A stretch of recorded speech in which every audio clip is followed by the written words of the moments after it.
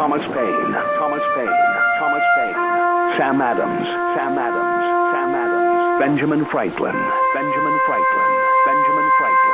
These men spoke up for what they thought was right. From their courage came such documents as the Declaration of Independence and the Constitution of the United States. From their willingness to speak what was sometimes unpopular but right, we enjoy such liberties as freedom of speech, the right to keep and bear arms, and freedom of religion.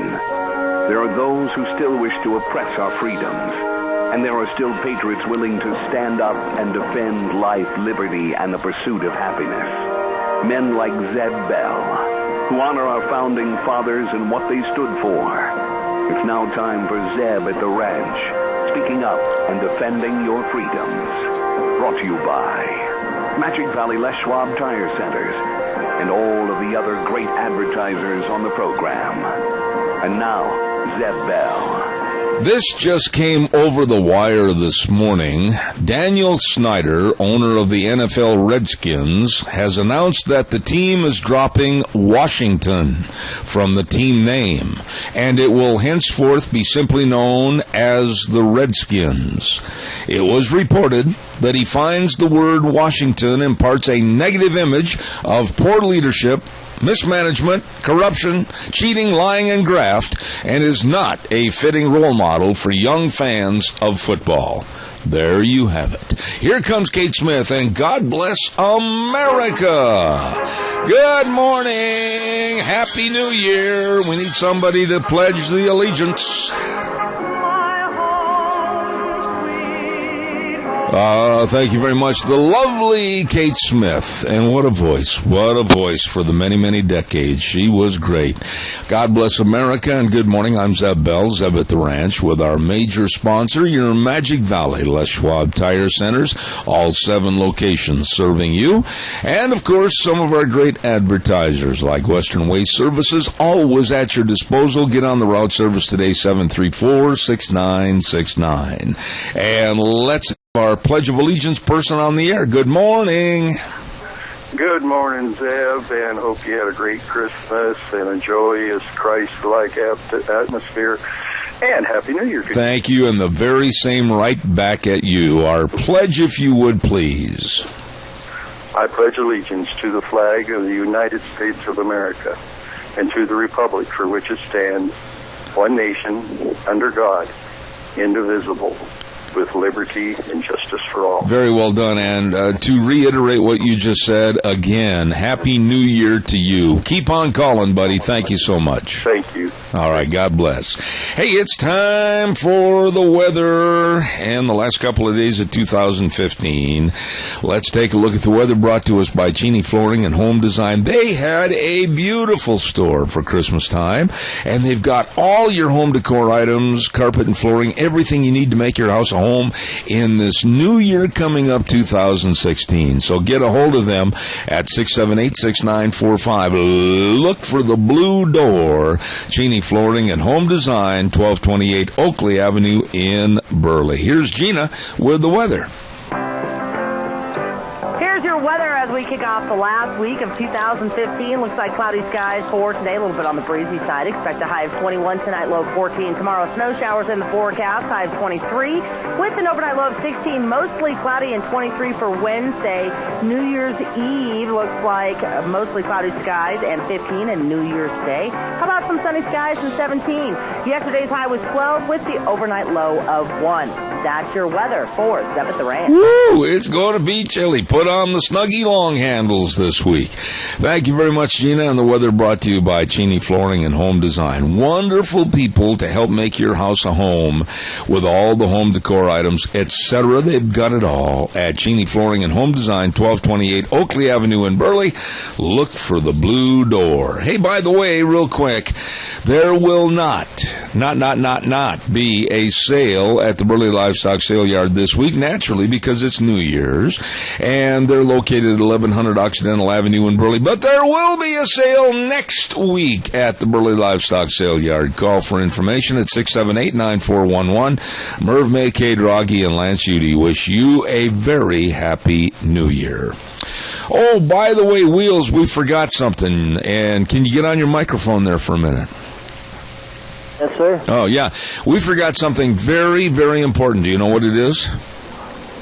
My birthday? Yeah, that's right. Happy birthday to you. Well, thank you, sir. That means a lot. Well, I tell you what are you now, 20 what? 22, but, oh, man. You've crammed a lot of living into 22 years, haven't you? Yeah, being through a lot in my younger childhood, yeah, I feel a lot older. I know you do, and we just wanted to let you know that we appreciate what you do, and happy birthday to Wheels over at the station today. Congratulations. Thank you, sir. That means a lot, and I can't wait till next lunch bunch. All right, buddy. We'll see you there. Maybe you'll be a big winner. Oh, maybe, but just rather see you guys. All right. Well, take care of yourself. Thank you. Happy birthday. All right. Hey, don't forget Daryl's Cleaners at 1223 Albion Avenue in Burley. Oh, my goodness. As we kind of wind down 2015, they say, hey, Christmas, Grandpa and Grandma made a mess on that tablecloth. They spilled the gravy, and he spilled the cranberries and everything. Oh, my goodness. Take it in there to Daryl's Cleaners. They'll get it clean for you. All your cleaning needs, your clothes, everything. You stop into Daryl's Cleaners at 1223 Albion Avenue in Burley. Kevin and Cindy there to serve you. Also, I want to remind you about our friends at SafeLink Internet. And that's Idaho's #1 choice for wireless internet for 18 years and counting. Hey, check it out today. Give them a call. Really hardworking, diligent people at 677-8000. That number again, 677-8000. SafeLink Internet. Yep, serving you. Quite a few things I want to acknowledge here this morning, and first and foremost, I want to acknowledge that Christmas goes away too fast. I love Christmas. I love Christmas time. I love the smiles on people at Christmas. I love the hustle and bustle of Christmas. And yes, I know this hurts to have me say this, I even enjoy, I didn't say I loved it, I said I enjoy the shopping. And it was fun this year. It goes away way too soon, and I want to say thank you to everyone for all your kind wishes and your cards and your gifts and people on Facebook, everybody. It was just a wonderful Christmas, and God bless all of you. I really appreciate it. And I just want to say thank you also. Last week when we had our open house, all the people that came by, my goodness, it was just a full house. God bless each and every one of you. Thank you so much for taking the time to come over here and wish us Merry Christmas. Oh, don't forget, too, our friends at Denny's Restaurant. Oh, my goodness, I'll tell you what, I just love to go in there and eat. I'm not making this up. Deanna and I love to go in there and eat with all of our friends. I'll tell you, it's delicious. Whether you stop in for breakfast or lunch or dinner, it's America's Diner, and the food with Thomas and Terry and the crew, it's good. You're going to love it. Stop in and see them at 611 Overland in Burley, or their other location if you're in Twin Falls, the 291 pole line in Twin. Denny's Restaurant. I'll tell you what, pick up that menu and enjoy at Denny's Restaurant. Also want to say a big thank you to Ramsey Heating and Electric, and excuse me, still can't get rid of this doggone cough. I apologize. Ramsey Heating and Electric at 2600 Overland Avenue in Burley, and the number to call 678-0459, and they open the doors at 7:30 in the morning till 5 Monday through Friday, and they wish you and yours a happy new year. And if you need heating and electrical needs where they provide warm winters and cool summers, you just call them today. They are always Johnny on the spot to help you at Ramsey Heating and Electric. So give them a call. And remember, they're located at 2600 Overland Avenue in Burley, wishing to you and yours a very happy new year. Okay. How about some calls? Give me a jingle on the landline at 436-2244, 1-866-927-4587. There is a report, and I think for now, all of us should take it with a real small grain of salt. The report came out, it started last week. I heard rumblings and rumors of this, and I'm not giving it any credence until we find out more of the facts. But Peyton Manning, Clay Matthews from the Packers, Julius Peppers from the Packers, Peyton Manning, of course, from the Broncos. And there were others that were initially named as receiving PEDs in the mail, performance-enhancing drugs. But, wait a minute. The accuser, this is really a spider web of intangibles. So think about this. The accuser supposedly went through a reporter at Al Jazeera TV network. Whoa, right there, red flags went up in my mind when I heard Al Jazeera. I have no use for that network or any of the people that work there. But they say that this was brought forth by a reporter and then an investigatory type individual that was doing a little checking on Peyton Manning and some of these others. But then, after the leak had come out, this supposed person recanted and said, no, I guess it's not so. So, I want to be really careful here because I do not want to blemish the names and or the great careers that these players have had. But it is news, and I wouldn't be doing my job if I didn't report on something that really hit the news over the weekend. So we're going to find out more about what's going on here, as are the investigatory reporters with ESPN and many others. But it's out there, kind of like a black cloud, until we find out more. And I certainly hope it's not true. I find it hard to believe it's true. And if the guy recanted his story, not much credibility. Calls welcome, 436-2244, 1-866-927-4587. Did you hear, I want to throw this story out to you. How many of you, especially the ladies out there, how many of you ladies have a fur coat? How many of you ladies are real proud to wear that fur coat? Okay, we'll get back to that in just a moment. Stand by. Caller, good morning. You're on the air. Oh, what happened, Wheels? Oh, yep, my bad, sir. You're bad. Well, I'm taking back happy birthday wishes from you. Okay.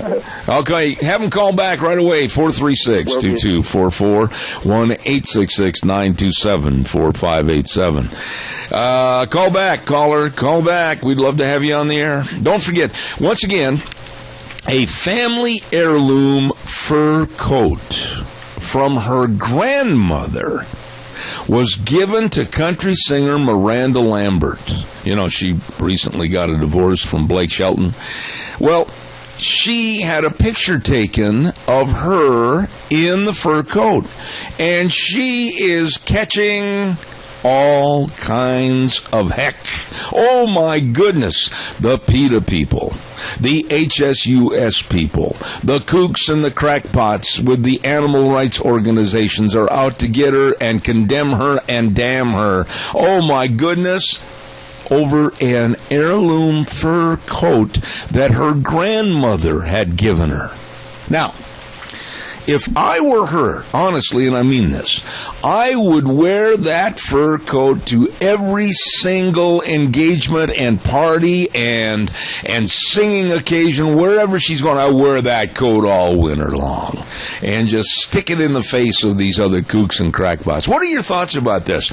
You know, my mother had a fur coat. My aunt had a fur coat. My grandmother had a fur coat. And why all of a sudden in this day, evil people if you wear a fur coat? Baloney. Give me a call. Let me know your thoughts on that. While I'm waiting for your call, we want to remind you about Happy New Year's. Caller, I promise I'll be right with you. Don't go away. Wheels, don't cut them off. I want to get these words in real quick for a Happy New Year. Happy New Year wishes from Pump Service at 103 West, 500 South of Burley. The Baker Boys, my goodness sakes, from residential and commercial wells, pump service, water softeners. They can do it all, and they can help you at Pump Service. Give them a call at 678-9042, wishing you a very happy New Year. Along with our friends at Pickett Equipment Company at 976 East Main in Burley. Boy, I'll tell you what started as a kind of a small on-the-farm operation, now they are building equipment for the world. Pickett Equipment Company in Burley, 678-0855. Vicky's Country Gardens. Hey, stop over and get things lined up on maybe a gift certificate for somebody for spring gardening and summer gardening. My goodness, at Vicky's Country Gardens, Happy New Year. And last but not least, Happy New Year from our friends at Quality's Electronics. They've got everything over there. All the Blu-ray players, home theater systems, television, you name it, it's there for your home entertainment's enjoyment. Right there at Quality's Electronics, 1730 Road in Twin Falls. Caller, thank you. Good morning. You're on the air. I'll just make a comment about Quality's. When you go to most stores and buy a TV set or something, you're on your own to set it up and everything. Quality's, they'll come out, make sure everything is working properly, and help with the setup and everything. So you get a lot more quality there than just going to the box stores. Anyway, my comment is that you and I have discussed this Wildlands project. They want to create a situation where there's a 50% land area is turned into a game preserve. And that's what this whole deal's about. And they deny us the opportunity to use the lands, the resources, and then they throw these wolves and so forth in on us that weren't even native species. And we're having to deal with that. I've got, you and I both have friends that have been harshly impacted by wolf kills and so forth, but on the lighter side, what PETA stands for, of course, is people eating tasty animals. Adrian, I want to interrupt you right there, and I want to say that I want to give you a compliment on this. For years and years, going way back 10, 12 years ago on this program, Dr. Adrian Arp has had the information and the correct information about what these lefties and enviros have been trying to do in this country with the Agenda 21 movement, and he's been spot on. Adrian, I appreciate it, and I do I've got to get another commercial break in here, but I absolutely give you kudos for your work on alerting us about Agenda 21 and how insidious these people are. Well, just to conclude this whole thing, we find the UN is behind the refugee program. They're behind Agenda 21, which is, of course, is being implemented through the EPA. We got Simpson, of course, that voted, just to, give full funding to those programs just recently, and we really need to hammer on him and say, what the blazes? He's supposed to be protecting us, and now he's going to allow all of these unvetted, refugees coming in here and so forth. But I appreciate your thoughts there, but people, the United Nations, get us out of the UN with H.R. 1205. I agree. Because it's the root of all of this stuff, Common Core stuff, all that stuff is coming right out of the UN through our State Department, through education, et cetera, and it needs to go. I agree. Thank you very much for all your efforts, Zeb. All right, thank you, and Happy New Year to you, my friend. Thank you very, very much. Thank you very much. I tell you what, folks, Agenda 21, everybody scoffed at, and they laughed at it years ago, and they say, oh, come on, the government isn't trying to do that. They're not trying to make a corridor for livestock and wildlife. They're not trying to take our land away. They're not. All of a sudden, wait a minute. There was an eye-opener, and yes, it is true. It is very true about what's going on out here in the West with the government and the lefties, the loonies, and the enviros, which, by the way, are all the same.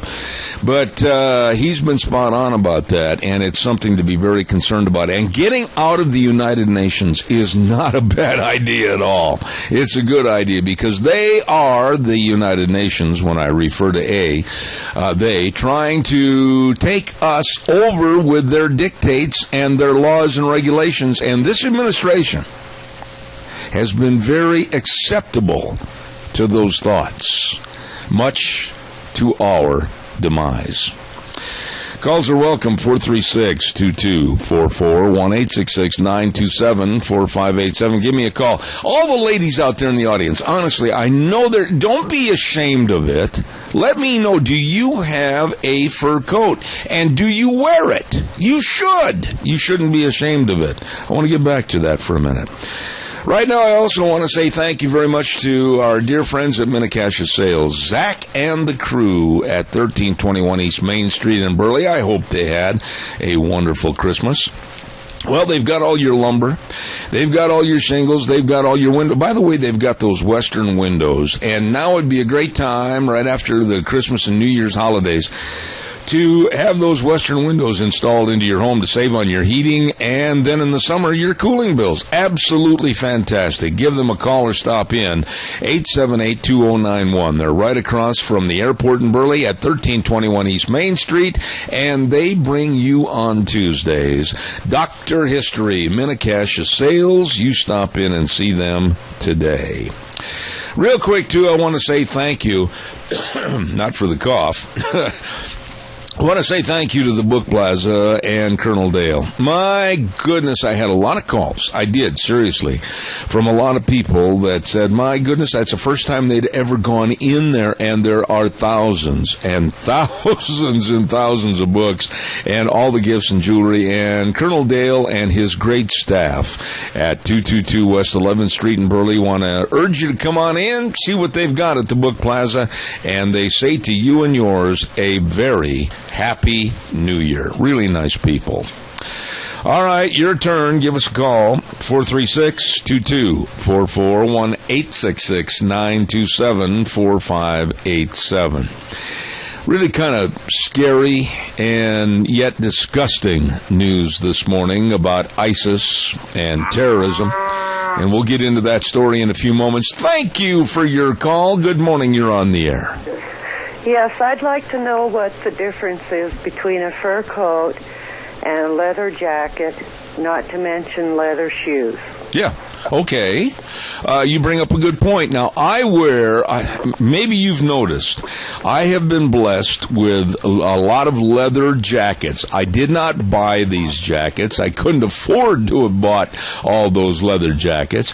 But with my various announcing at special events all over this United States, the Olympics, the AQHA World Quarter Horse Show 30 times, the National Finals Rodeo, I have a lot of them. And really, they're beautiful leather jackets, and I'm very proud of them. And quite frankly, your analogy is acceptable to me. What's the difference? None. We should wear them and be proud of them because there's a use for the leather and or the fur.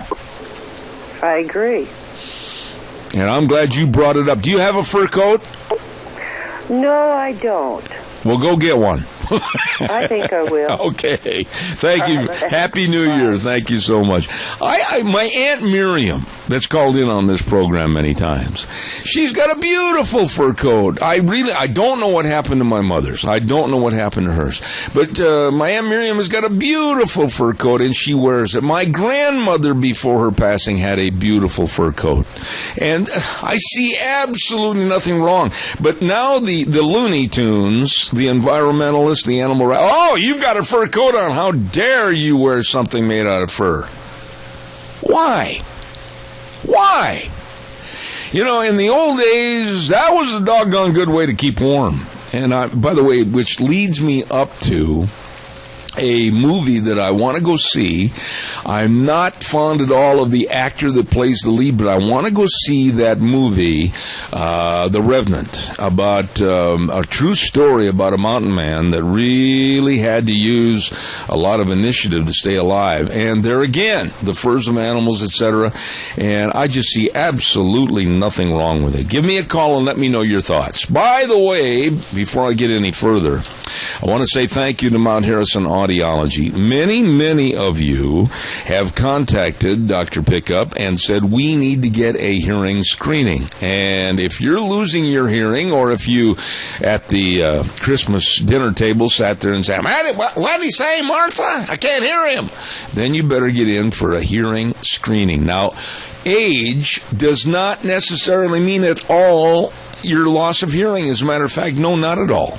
So you should go in and check it out today. Get a hearing screening. It's kind of fun, really, if you want to know the truth. All you have to do is call 312-0957. Mount Harrison Audiology and Hearing Aids with Dr. Pickup. You call today, 312-0957. Now, normally at this time on Mondays, we give away a half dozen cinnamon rolls, but we're not going to do that today because we're in between Christmas and New Year's. But you can bet your bippy.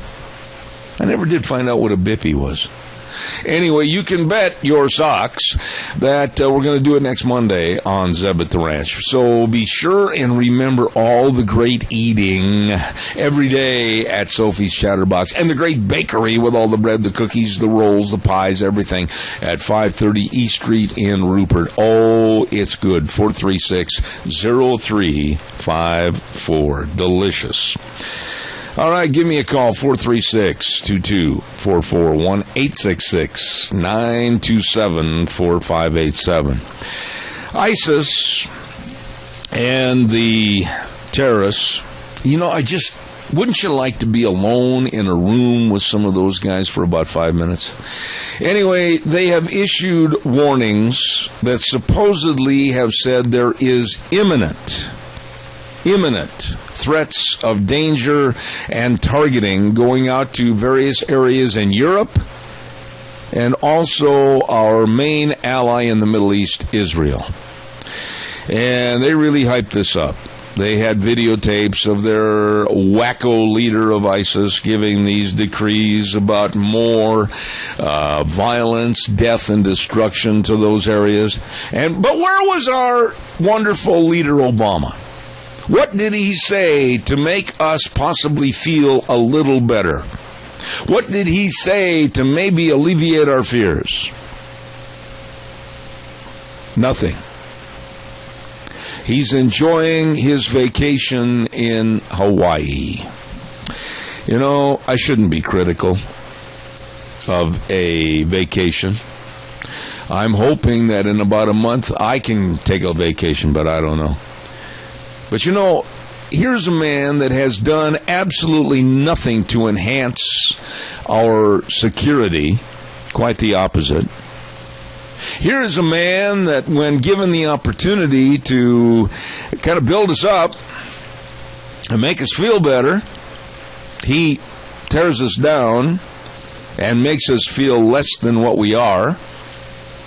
Here's a man that has destroyed relations with our allies at a time when we should have a non-breakable bond of helping each other to destroy these villains and kill them.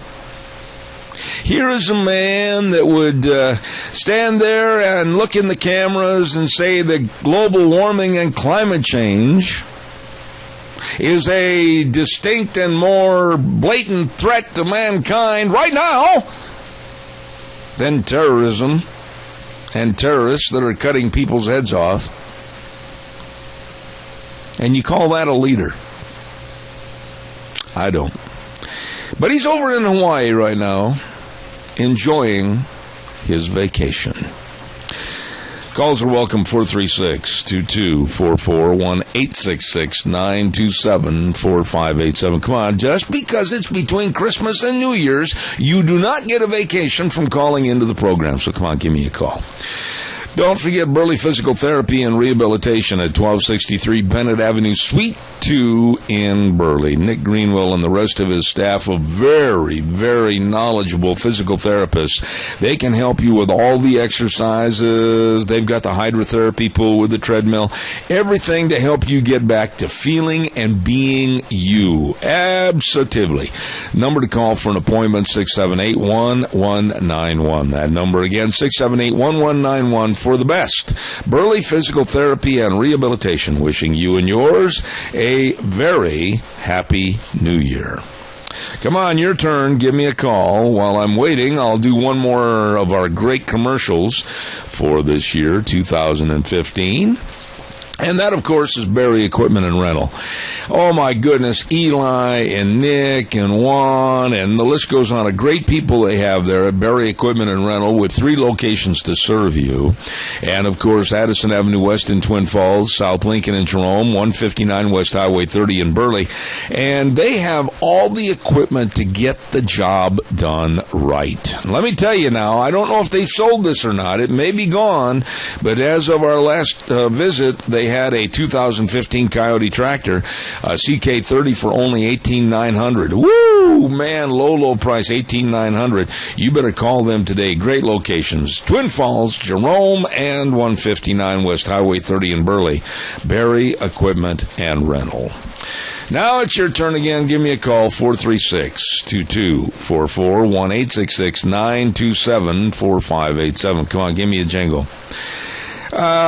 Some of the major airlines, did you hear this? And I'm nitpicking at the airlines because, man, I'll tell you what, they charge you for a pillow, they charge you for a blanket, they've got really lousy service as to what it was 5, 6, 10 years ago. I don't care what anybody says. They're just not caring, and they're not nice to people like they used to be. Now some of the major airlines are charging another $150. Another $150 if you send your child on the airline to fly to see Grandma and Grandpa by themselves. They're charging another $150 added onto the ticket for what they call a babysitting fee.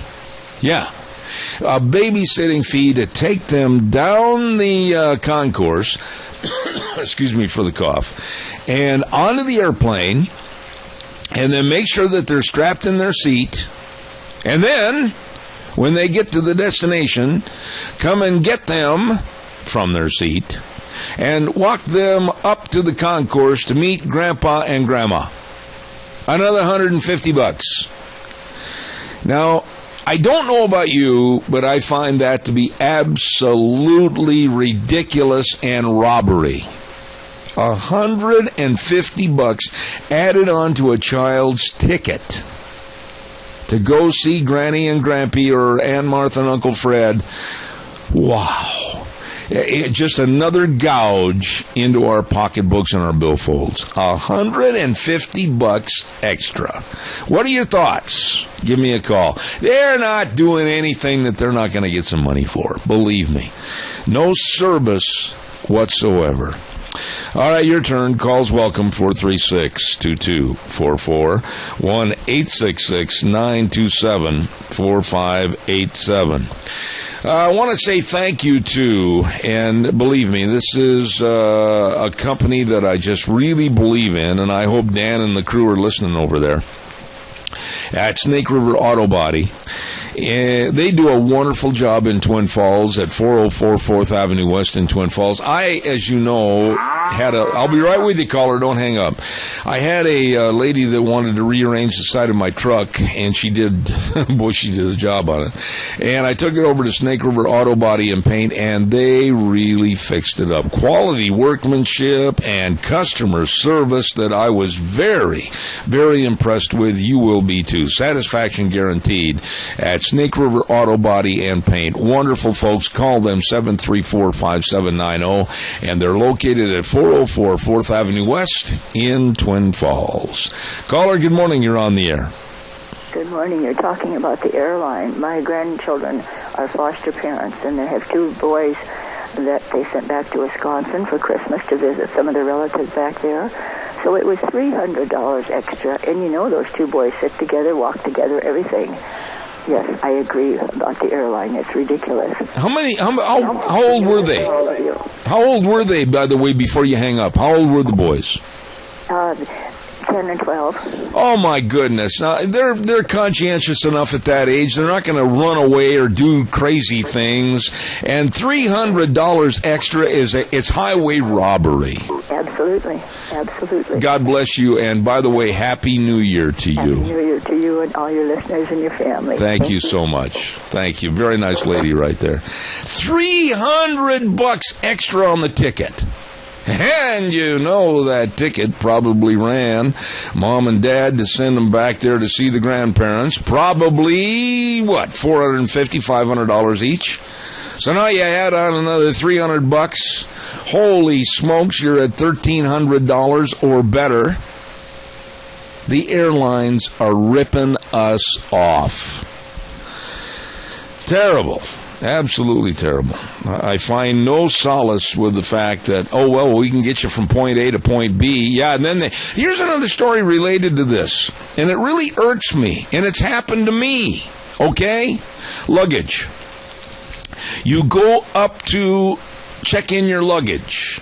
You pay through the nose to ship your luggage to your destination as to where you're going to stay.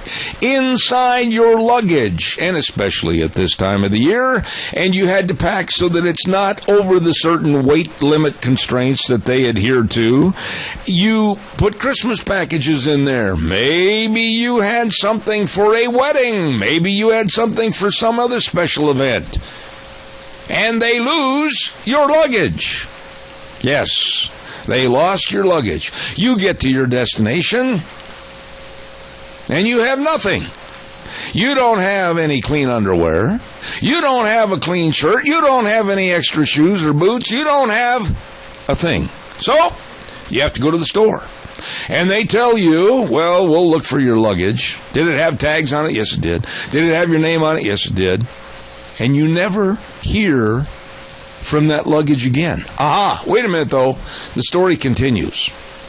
They're going to make money off your lost luggage. How? Here's the answer. Finally, someplace out there in the revolving little doors that dump all your luggage onto those belts, those conveyor belts, someday somebody's going to say, this suitcase has revolved around this conveyor belt for 30 days? Let's take it off the belt, open it up, and see what's inside. Oh, my goodness, a wedding gown. Well, that ought to be worth a lot of money. Or maybe a musical instrument or something else of value. They then take it to their airline store. Many of these are set up. And they sell the merchandise and keep the money. Now, you've never heard of your suitcase again. You've never heard from the wedding gown or the musical instrument or anything else. Gone. But they keep the money. And then you wonder why I'm anti-airline. And I really don't care what name the airline stands under. I think they're rip-off artists. What are your thoughts? Give me a call. 436-2244, 1-866-927-4587. Let's take a look at the weather. And the weather is brought to you by Mad River Laser. Hello, Nicole. I hope you and your family had a very Merry Christmas. My goodness. And now don't forget, they've got all the home decor items. They've got all the year-end business awards they can make up for you, all the trophies, everything. Oh, what a great store. You're going to love it. Mad River Laser at 502 East Street in Rupert. You stop over and see them today. Thought I was going to cough, but I didn't. And right now, here's Gina with the weather. Here's your weather as we kick off the last week of 2015. Looks like cloudy skies for today, a little bit on the breezy side. Expect a high of 21 tonight, low of 14. Tomorrow, snow showers in the forecast, high of 23. With an overnight low of 16, mostly cloudy, and 23 for Wednesday. New Year's Eve looks like mostly cloudy skies and 15, and New Year's Day. How about some sunny skies and 17? Yesterday's high was 12 with the overnight low of 1. That's your weather for Zebeth Duran. Oh, thank you, Gina. Appreciate it. And don't forget, brought to you by Mad River Laser at 502 East Street in Rupert. Wonderful people. Calls welcome, 436-2244, 1-866-927-4587. When I talk about luggage on airlines, I got to tell you this story. I've said it before on the air. But Deanna and I go to Spain. We're over at Spain, and I am announcing the World Equestrian Finals in Jerez, Spain. Okay, so we fly over the big pond, and we fly into Madrid. Then we fly down to Jerez. And we get off the plane and we walk into the main concourse and we wait for our luggage. Now, there were about 40 of us in our entourage with the American Quarter Horse Association. And we stood there, and many of which reached over and grabbed their bags and their luggage and their hat carriers and their extra boots and everything else and walked away to the waiting cars that we had to take us to our hotels. But not Deanne and I. And we stood there, and we stood there, and we watched the little concourse, the little wheel wagon train go around and around and around, and no baggage. So I got scared, because over in Spain, where am I going to find boots and a hat and everything else that I needed? Well, anyhow, we walked over to the ticket counter, and it said baggage, and I said, we did not get our baggage. Possibly it was left in Madrid, and it's up there because it's not on this plane. And they said, well, we'll do some checking, which I thought was great because I'm thousands and thousands of miles from home. Upon leaving the desk clerk with the baggage problem, I looked out at the runway and our plane, and there were 3 bags sitting out on the runway. Now you say to yourself, oh well, what were those bags? That's exactly what I said. But one bag in particular stood out that made me believe that for some strange, stupid reason, they had taken our bags off the plane way out there on the runway and had not loaded them on that little tractor trailer to bring them in. And I looked in, and one was a gold and black bag, which is a bag that was given to me by the National Finals Rodeo one of the years that I announced that NFR. So it stood out like a sore thumb. And I said to the lady that spoke English very well but really didn't care, I said, I believe our bags are out there on the runway. And she said, sir, that's impossible, and turned away from me. And at that time, click, my German temper was put in full force. It was at high alert. And I said, lady, those are my bags out there on the runway, and I want them brought in now. And she said to me, sir, all bags look alike.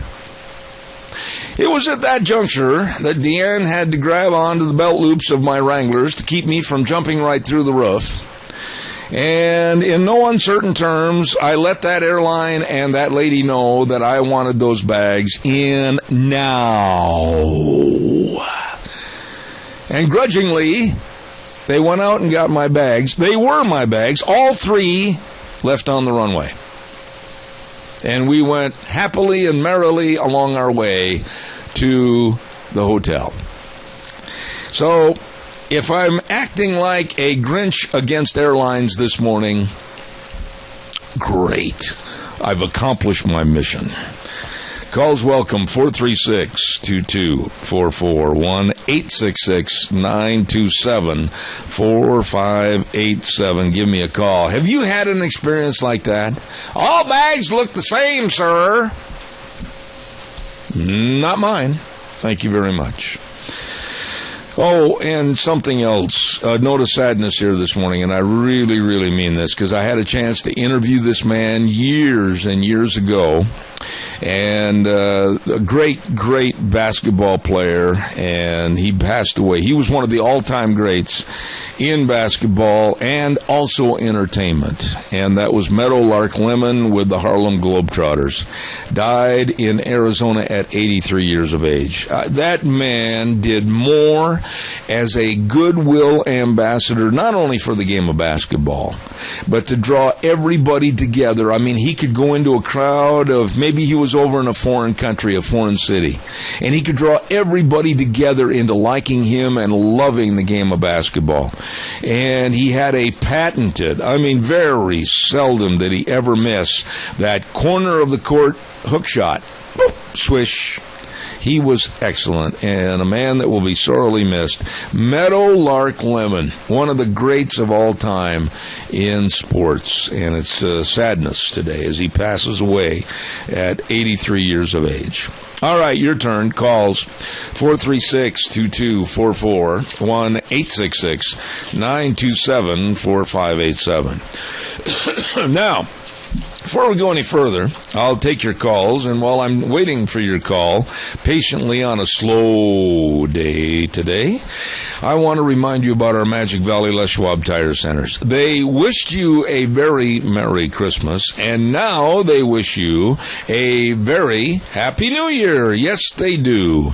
And all your traction tires, the forecast just said a few moments ago that we're going to probably get some more snow. Ooh, the roads on Christmas Eve, they were slippery, weren't they? Well, I'll tell you what, if you're traction ready with the different traction tires, the studded tires, all the snow chains, everything, okay, but if you're not, you'd better get in there today to one of the 7 locations and check out all the traction tires for your vehicle, and check out also the front end alignments, the shocks and the struts, and the best in brake service, and batteries. My goodness, you better have that battery checked this week more than ever before, because did you hear those highs? I mean, barely getting into the 20s? Oh my!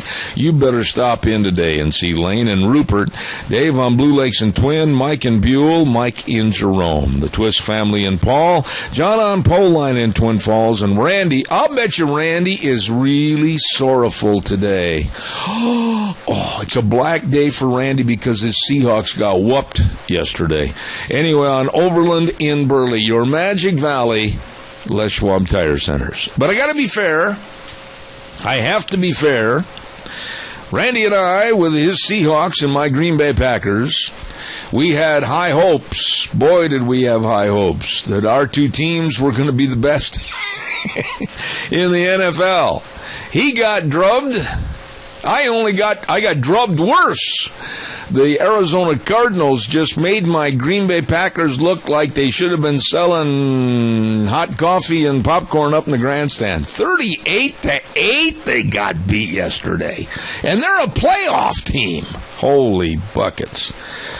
Calls are welcome, 436-2244, 1-866-927-4587. Come on, give me a call. I want to make a quick note. There have been some of the bleeding heart liberals in this area. I got papers flying all over here right now that have written letters to the editor, and they're going, oh, poor refugees. Oh, poor refugees. Wait a minute. And then these letters that were in the paper yesterday by a husband and wife, I'm assuming, Tris Woodhead and Dave Woodhead, they had those papers in there. And the headline of one of the letters, our sins will be scrutinized by our children.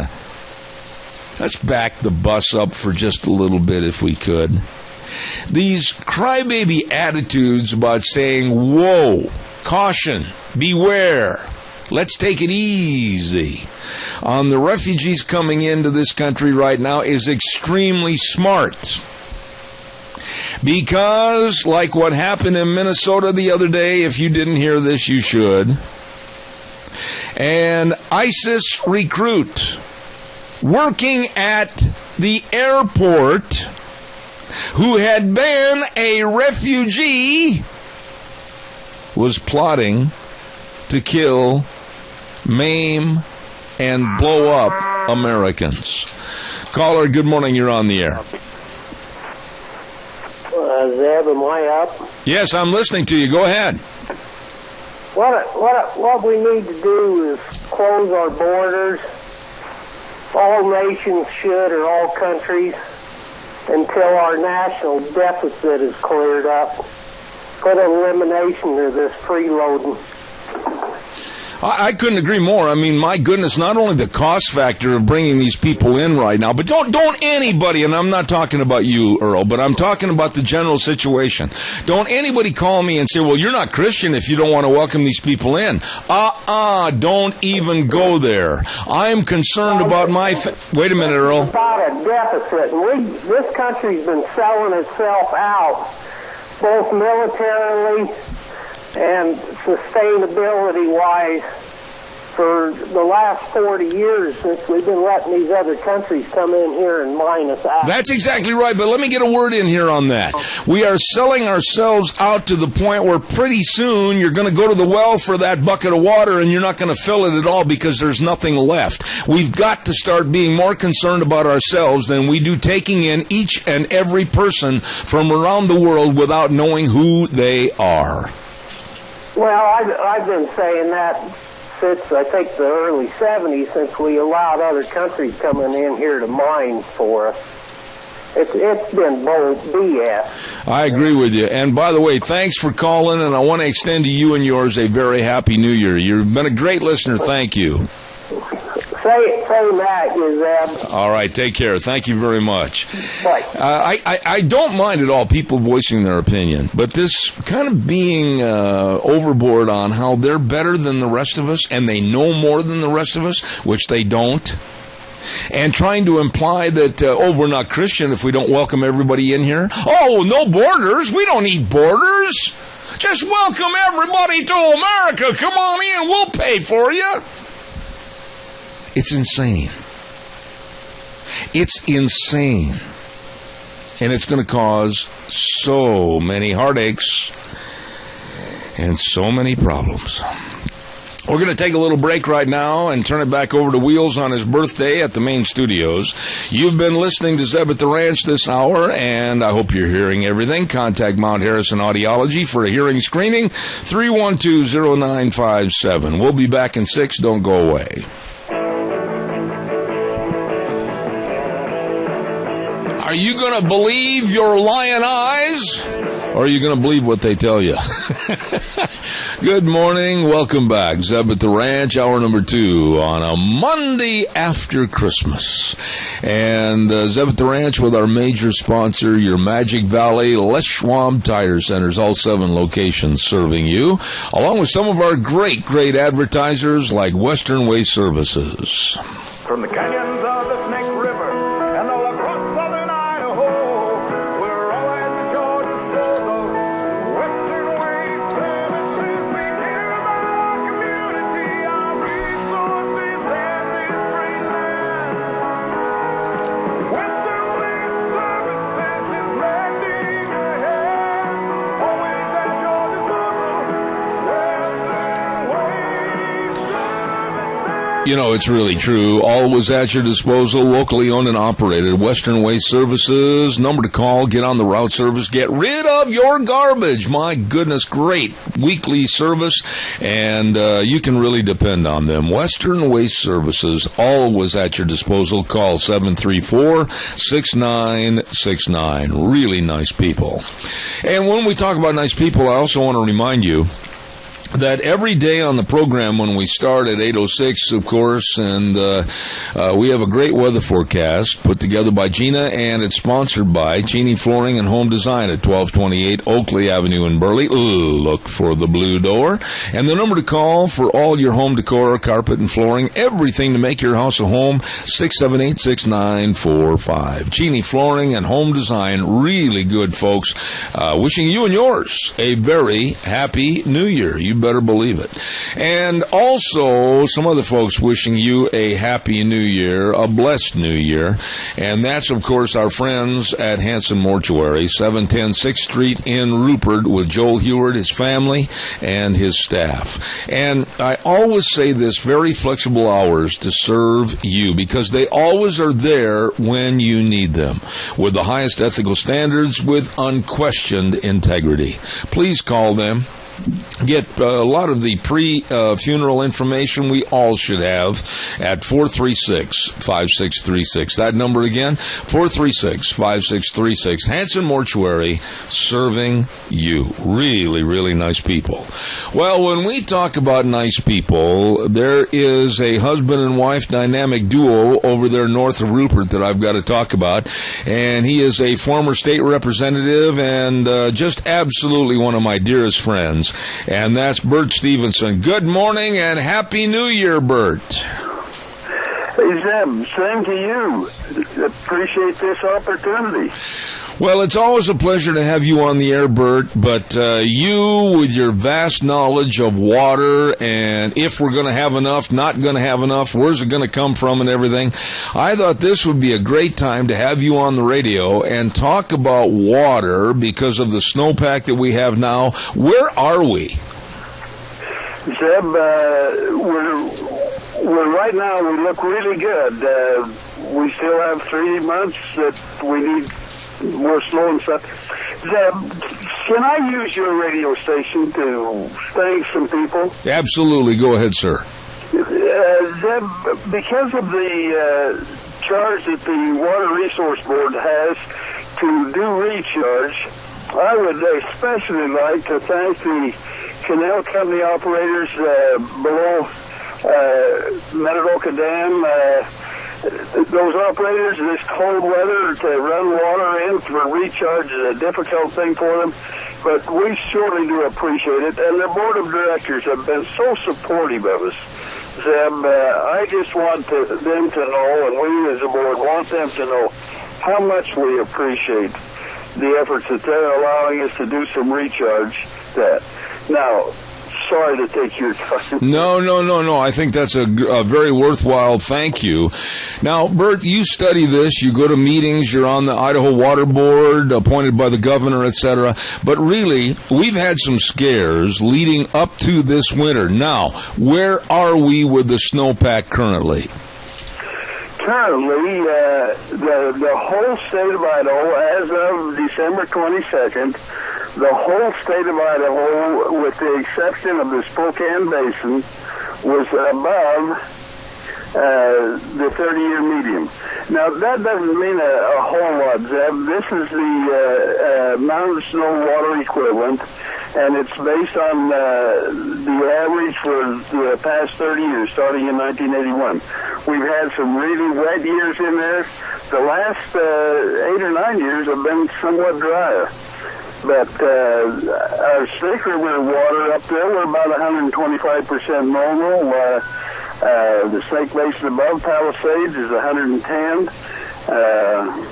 Over in western Idaho, we're really doing good. There's some areas there that we're 195% over in the Wise. Now, this will change as we move and progress on through the year. But as of right now, we look really good. So, and we get this report every week, and our desires are to track that and see what we're doing. The other thing that we're doing, Zeb, that I hope enough people know is we have partnered with Idaho Power for cloud seeding. Both in the Wood River Valley where they're struggling with water, have been struggling for water there. In the Payette Basin, they're doing cloud seeding and have done for quite a number of years. We have more over in eastern Idaho. And we find that in the past years that we gain about 10% when we use when the storms come through and we're able to cloud seed them, we gained about 10% of moisture. And so with that, we feel right now somewhat optimistic. You remember last year we started out in the fall and we looked really good. Reservoirs were full. Yeah. And all of a sudden it quit raining and warmed up, and we got through the year. But our reservoirs this year above Milner right now are at 48% capacity. Now, Bert, and so that's a positive thing for us. Let me ask you this question right there. Now, you said that, and correct me if I'm wrong on my statement here, but you are at right now, as of a couple of days ago, December 22nd, 125% of normal. Now, is that to say... That's snow water equivalent. Okay. So that's hopefully we've had enough wet snow that's that helps us out. Now, go ahead. I didn't mean to interrupt. No, that's fine, because that leads me to my question then. For those in the audience, and myself included, how do you figure a ratio of an inch of snow to how it equivalates to water for irrigation next spring? How do you figure that? Zeb, I don't. The people with the better minds than I do that. The National Weather Service do that. They go out and measure it, and they probe it, weigh it, and that's how they measure the amount of water in a foot of snow. I see.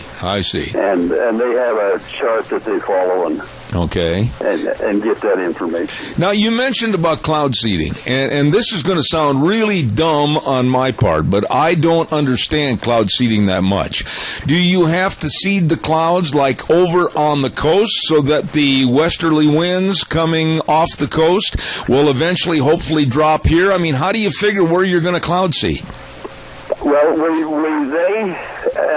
and they've been doing this for probably 15 years. In California, in Colorado has done an awful lot of it. Wyoming has done quite a lot of cloud seeding. There was always the question, if they see the cloud here, does it steal water from someplace else? And this is, they've proven that this doesn't actually, this isn't what really happens. But when the clouds come through and they determine what clouds, they have, where they use planes, they seed those clouds right in the area where the snow will fall with a chemical that the water attaches to it and drops out to the snow.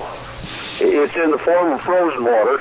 And drops out, and that's where we're at. I see. Now, Bert, you talk about having water. It looks like there's more snow predicted. It looks like we're going to have perhaps a good water year, but there's always that caveat that more people, more areas, and the federal government will try to take more away from us. Kind of go to those concerns and tell us what's happening. Well, Zeb, one of the things that we watch really close is the high elevation snow and the lower elevation snow. And last year we didn't have a lot of high elevation snow, and so our runoff was about over with by the end of May. And we depend that natural flow that comes off even into July and August from that high elevation snow of keeping our rivers full through there. Now, the question you asked was what's the federal government going to do? We know that we have about 400,000 acre feet that we have to send down for salmon flush. 200,000 of that has to come out of the upper Snake here. That's on a willing by a willing seller deal. Unfortunately, the water in the reservoirs, the Bureau of Reclamation reservoirs, they made a deal with the federal government that's where we're at. We've been able to manage that and keep our farmland wet. However, we're into a new cycle with the agreement that's the Surface Water Coalition and the pumpers have agreed on that they're going to curtail the pumping, and that's a serious thing, and that could be a discussion all of its own, about how we have to manage that pumping into the future. Let me ask you this, Bert, in regards to the fish flush. You know my feelings about throwing good water into the Snake and Columbia for a fish flush. I find it to be really ridiculous. Has there been anybody or any group that has ever studied and really given an honest appraisal as to what a waste that flush really is? Seb, no, you and I both might just showed off the air with my comment here, but you know how to shut me off, so do if you need to. Unfortunately, there's been lots of scientists that says it is working, but there are other ways they can do it. They can transport those fish down to Columbia, and we can save some of that water, particularly on water short years. But they say that's not really a natural thing, so we have to send water down for that. But we do have more salmon coming back the last few years than we had in the past. But there were some of those years we were flushing water, and that's all it was flushing it down. It didn't do anybody or the fish any good. You know, Bert, when you talk about water, you're talking about the lifeblood of all of southern Idaho, and we're talking about the north side. They had to really have curtailments last year. I don't know how many cuttings of hay they got. Some only got one. With a good water year, that's going to create a much more economical and prosperous situation for the entire state, is it not? Well, Zeb, that is. Well, there were some of those people over in western Idaho, in the Wise, that didn't even get enough runoff that they get a crop of grain off. That's the least water-using crop we have, and those people really suffered. And your heart goes out to those farmers that struggle and do that. Well, one of the things that we have to get our state government aware of the fact that if we're going to invite all of these people that use the milk that comes in, we overproduce milk and we invite companies in, but remember all of those require water, and so we keep expanding that need for water in the state of Idaho, and we're getting close to, until we can manage it better, we're getting close to where we'll have to be careful. Now, what about recharge, Bert? Let's talk a little bit about that. I understand, now correct me again if I'm wrong, but the water was left in Murtaugh Lake, as a matter of fact, for this winter, and as part of a recharge. I'd like you to explain that a little bit, if you would. Zeb, and that's the reason I wanted to thank these canal companies that have just. The state can't afford to go out here and buy new sites. The state has 1,200 CFS of water that dumps past Minidoka Dam. Has a water right for 1,200 CFS. By law, we have to allow 500 CFS to come past Minidoka Dam. You and I would smile about that. That's for a snack we have to preserve. Okay. I just thought I'd tell you about that. but it's there. And that's one of the reasons that we appreciate these canal companies, because once it comes past Minidoka Dam, then we can take it out of the Miller Pool. Mm-hmm. And these canal companies have done it. And that's been a blessing to us. And it goes in the middle, Twin Falls Canal Company. Theirs goes into Milner, to the Murtaugh pool there, and it's there, and the seaweed.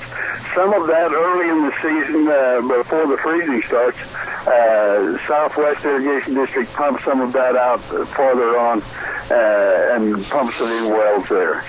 The interesting thing on that, Zeb, is that over the last 15 years, Southwest has been doing a lot of recharge, and never have they found any place that the water did not improve.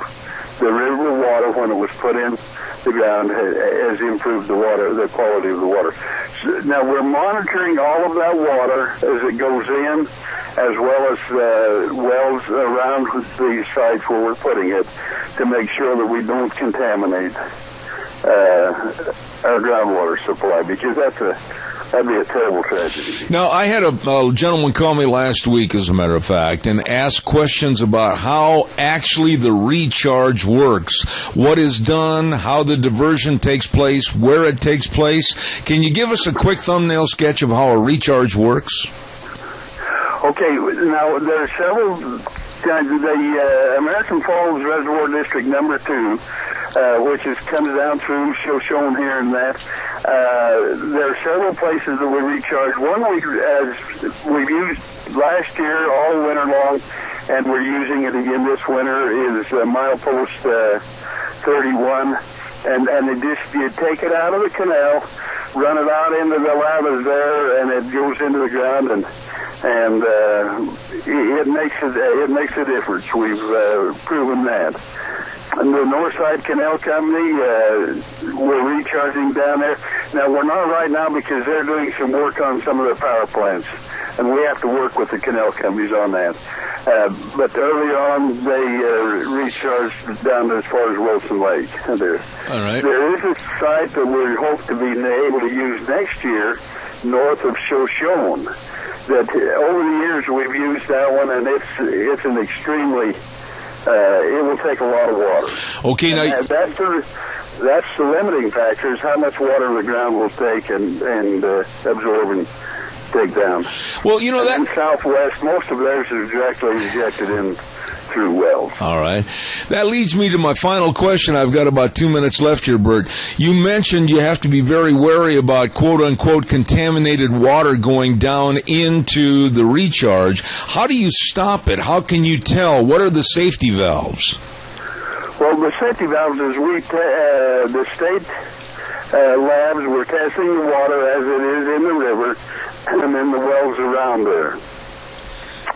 And the E. coli is a thing that we're always worried about that, and we've not ever found any that's been contaminated there. Okay. And Zeb, I guess I have to tell you that Mother Nature has a way of cleaning up water, and when you look at the water in the river and think, boy, who would want to drink that? And then you pump it out down there, and it's just as tasty and as good water as you can ever have. All right, we've got a caller with a question quickly, and then I'm going to wrap it up. Go ahead, caller, real fast. Go ahead. Bert, is there any works in the fire for trying to do some recharge in the upper end of the Malta Basin up towards Stravell or Clear Creek in that area? I'll let you answer that. Okay, Bert, please go ahead. Zeb, I couldn't hardly hear the question. Oh, he was asking if there was any plans to recharge up in the upper basin by Stravell, etc. There is not right now. There may be later. We're doing some when the federal government or the Bureau of Reclamation has flood releases, which is usually sometime after March.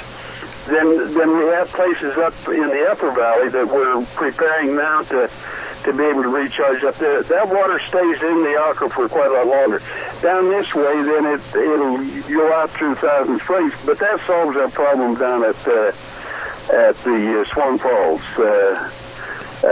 If we fall below required there, then we're in trouble all over. All right.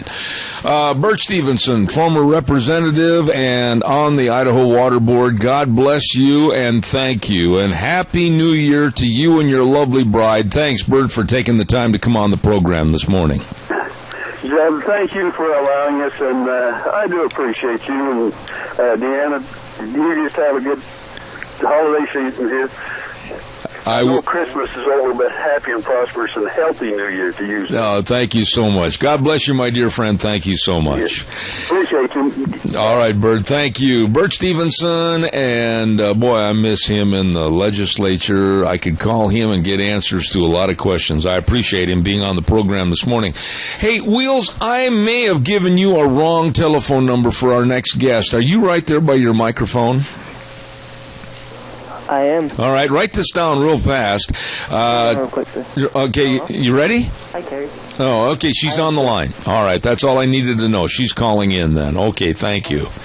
Ladies and gentlemen, while we have just a moment, I want to extend Happy New Year's wishes from AMI at 719 Overland Avenue in Burley with a big 28-foot wrench over their door where you'll go nuts over their bolts. Alan and Corey and Eric and Rob and the whole crew at AMI wish you and yours a very happy New Year. As, of course, our friend Tim and the crew over at Streamline Streamline Precision. They can put up anything. Grain bins, dairies, they build it all. They are exceptionally talented. At 120 South, 100 West of Burley. Streamline Precision. Number to call, 678-9204. And wishing you and yours a very happy New Year. And last but not least, our good friends out at Golden Valley Warehouse at 468 West, 1000 South of Burley. Number to call, 678-7324. They want to let all their customers know how much they appreciated them in 2015, and they wish you and yours a very blessed 2016. Golden Valley Warehouse. Thank you very much.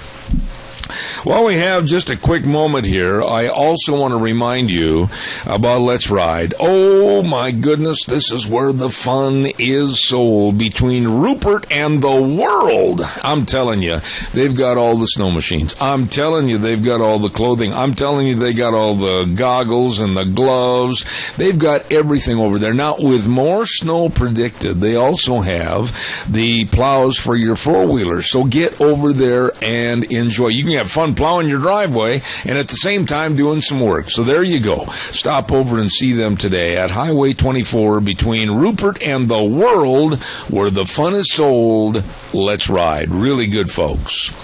Real quick note, too. Hold on just a minute. I'll get rid of that cough one of these days. Cameron and Siemens Insurance, with all your life insurance, health insurance, retirement planning, employee benefits, everything for your protection is over there with very accessible and devoted professionals at Cameron and Siemens Insurance, Highway 24 in Rupert. Be sure and call them, make an appointment, and make sure you're covered going into the new year. The number to call, 436-4424, Cameron and Siemens Insurance. Let's go to the phone line right now, and a lovely lady that's on the program with the Alliance Defending Freedom, and it's Carrie Kupek. Good morning, Carrie. How are you? Doing well, Deb. Merry Christmas. Happy New Year. Did you have a good Christmas? I did. I've been in New York. It's been very nice with my family. How about yourself? Well, absolutely excellent. But now, what was the weather like compared to here? I heard rumors that it was like in the 60s and possibly even close to 70. That wasn't very Christmassy, was it?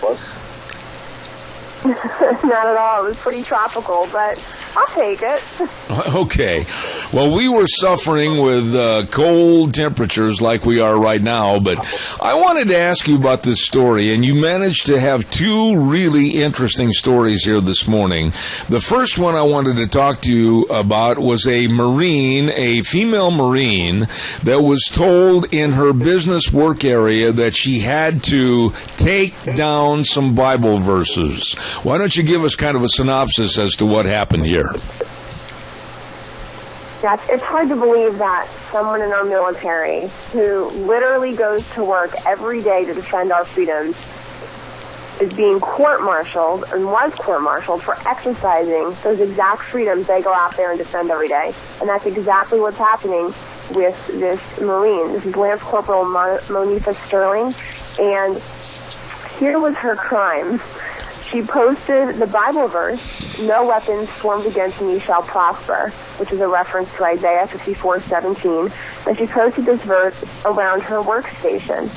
Her supervisor came by and said, "I don't like the tone of that Bible verse," and told her to take them down. Well, Ms. Sterling actually put them back up again, reprinted, posted them, put it back up, and then she found them in the trash the next morning. She was then court-martialed. The military courts have thus far ruled against her. She's now currently unemployed, is not eligible for veterans benefits. Oh my! It's quite serious. And so her case is now being appealed to the highest military court, and we have filed a friend of the court brief on her behalf, arguing that she should be able to exercise her religious freedom in, quite frankly, this very minimal way without being punished in the way that she is. You know, I'm sitting here and I'm taken aback when I read this, that our soldiers, whether they're in the Army, the Marines, the Air Force, the Navy, the Coast Guard, they are out there putting their lives on the line to defend not only our freedoms, but also the rights of others worldwide. And yet at home, when they post a Bible verse that says, "No weapons formed against me shall prosper," they're taken to task, and she might lose all of her military benefits. This is absurd. And it's true. Think like we're saying, these people literally go out every day. Their job is to defend our freedoms. They do what they do so that we can exercise our freedom of religion, our freedom to speak, and all of the things that we enjoy in America. And yet they themselves can't exercise their religious freedom in this very, very minor way. You're right. It's completely ridiculous and, quite frankly, concerning. What's interesting is that the lower court, or the appellate court rather, they said the Religious Freedom Restoration Act, which we talk a lot about, didn't apply because sharing Bible verses does not, quote-unquote, constitute religious exercise as a part of a religious system of belief. Well, I'm not sure what they were thinking with that. I've never heard someone say that sharing a Bible verse doesn't count as religious activity.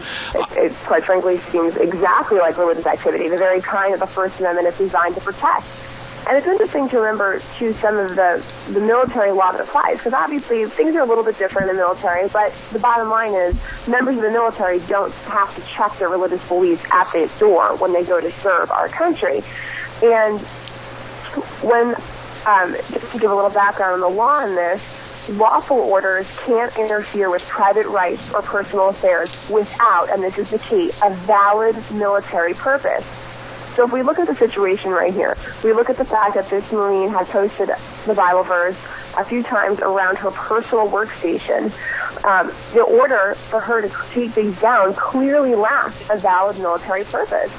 Because it restricted her private rights and personal affairs to such a strong degree. Think about it. These orders were not related to mission accomplishment or the maintenance of good order or discipline.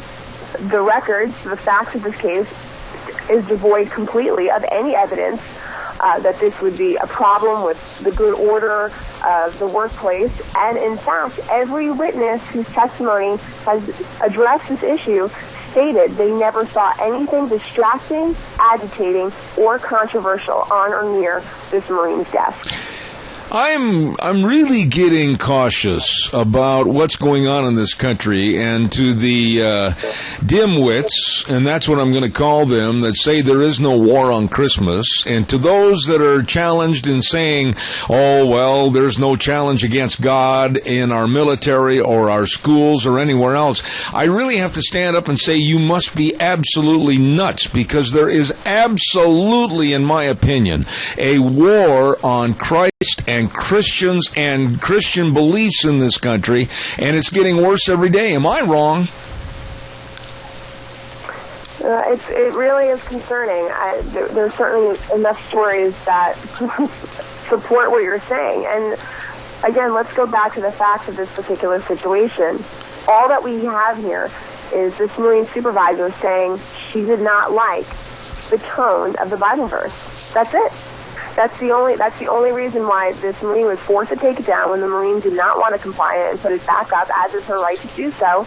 She was court-martialed, she was punished, and now we're appealing this case, or this case is being appealed, and we filed this friend of the court brief in support of it to the highest military court in our country. You know, and I'm really worried about what this is setting as a precedent if it's allowed to continue to where we're being demanded to take down any reference to God, or even worse, if a soldier's in a foxhole overseas fighting someplace and told that he can't say the Lord's Prayer in a foxhole, or a chaplain can't do their job. I mean, I'm really scared about what's happening in our military. What do you see happening, Carrie? Yes. And you should be. This case is about this Marine, but it's so much bigger than that. It's about every single American who puts on the uniform in service to this country. The big picture question is whether our members of the military who risk their lives every day will be allowed to exercise their faith in the military, or whether they will be denied the same constitutionally protected freedoms that they have volunteered to defend and are willing to die for on a daily basis. Absolutely. Now, the other story that I want to talk about, and I'm going to add something to it on a local basis here when we're done, but I understand that the Falls Church, Virginia, finally changed their tune, if you will, and allowed Christmas carolers to sing on a public sidewalk. Give us the background of this story. Yeah, that's right.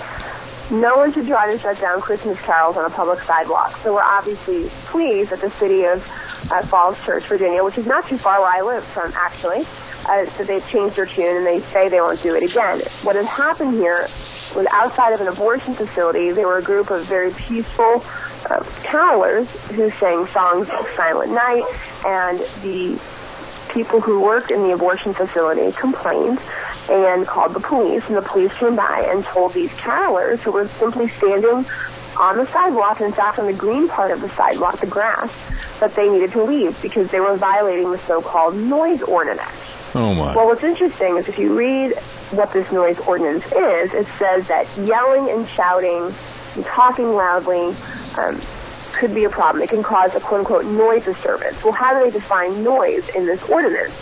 Noise disturbance means any sound which endangers or injures the safety or health of humans or animals, or annoys or disturbs a reasonable person of normal sensitivities.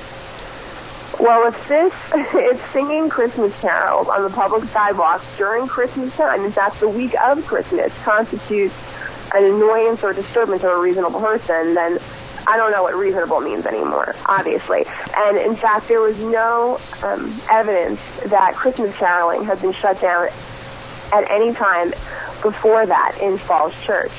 And so Alliance Defending Freedom wrote a letter to the city of Falls Church explaining that them stopping these carolers from singing their songs on the public sidewalks violated the First Amendment on a number of levels, and the city, like you said, changed its tune and said it was fine for them to be singing again, which they did, and they went ahead and sang again on December 23rd. God bless them, and I'm glad they had the get up and go to go back again and sing. You know, I wanted to mention to you, Carrie, we had a circumstance happen here at a town not too far from where I broadcast, the Rupert Post Office. They had a nativity scene up, painted on one of their windows, and then all of a sudden, a one-person complaint was phoned in to the Freedom from Religion folks, and they in turn forced the post office to take off the nativity scene from its window.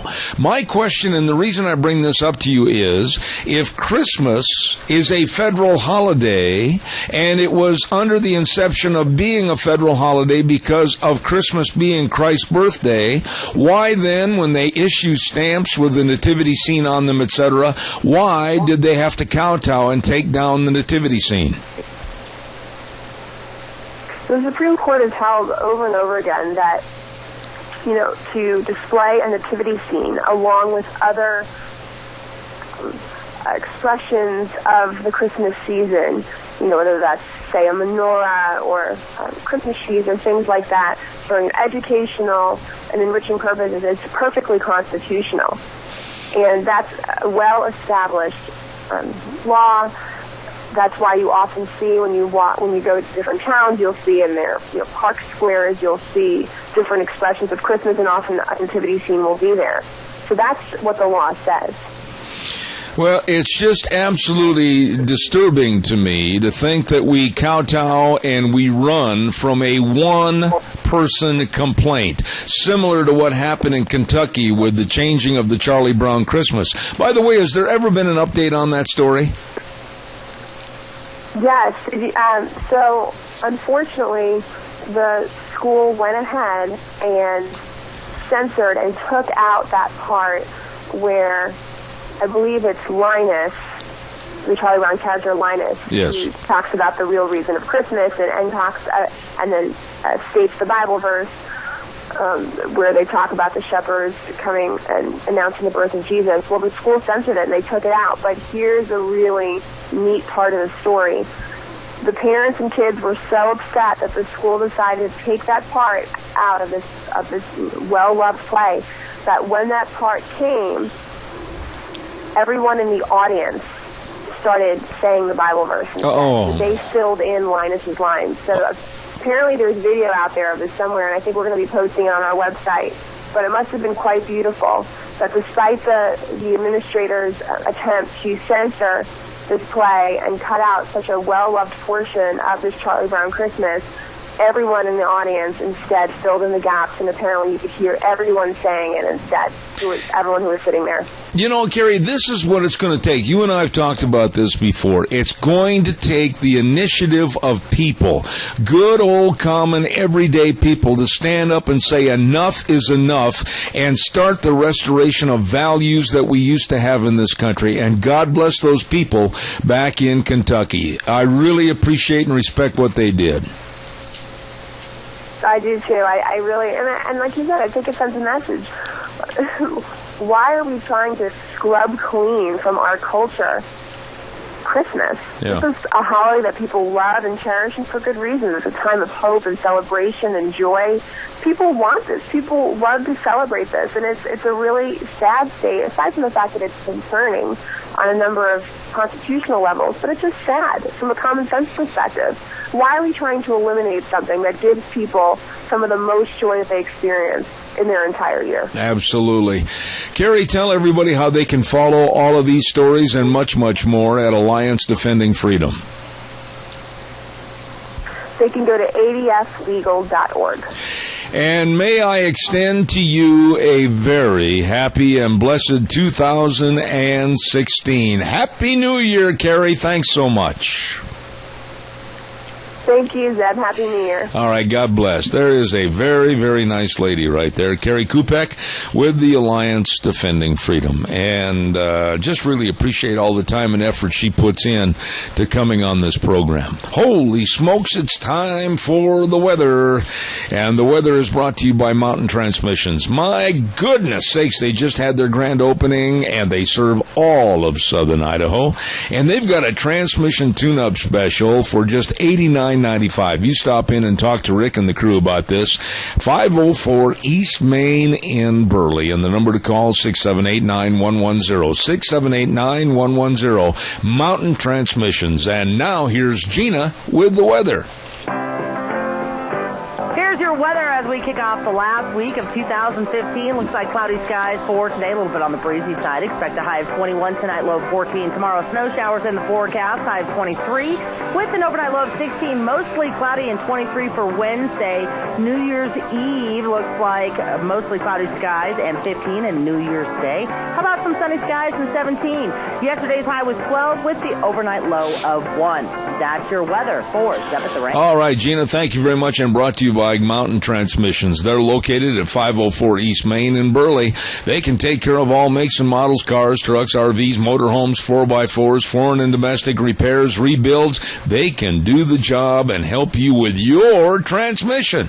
Mountain Transmissions, 678-9110. All right, it's your turn, audience. Give me a call at 436-2244, 1-866-927-4587. I want to go back just a little bit because I was a little bit miffed about this story, and I'm not going to kowtow to anybody. When somebody says, oh, you can't run that story on your program, well, yes, I will, because I'm going to be fair to the story, and I'm going to be fair to all the people involved.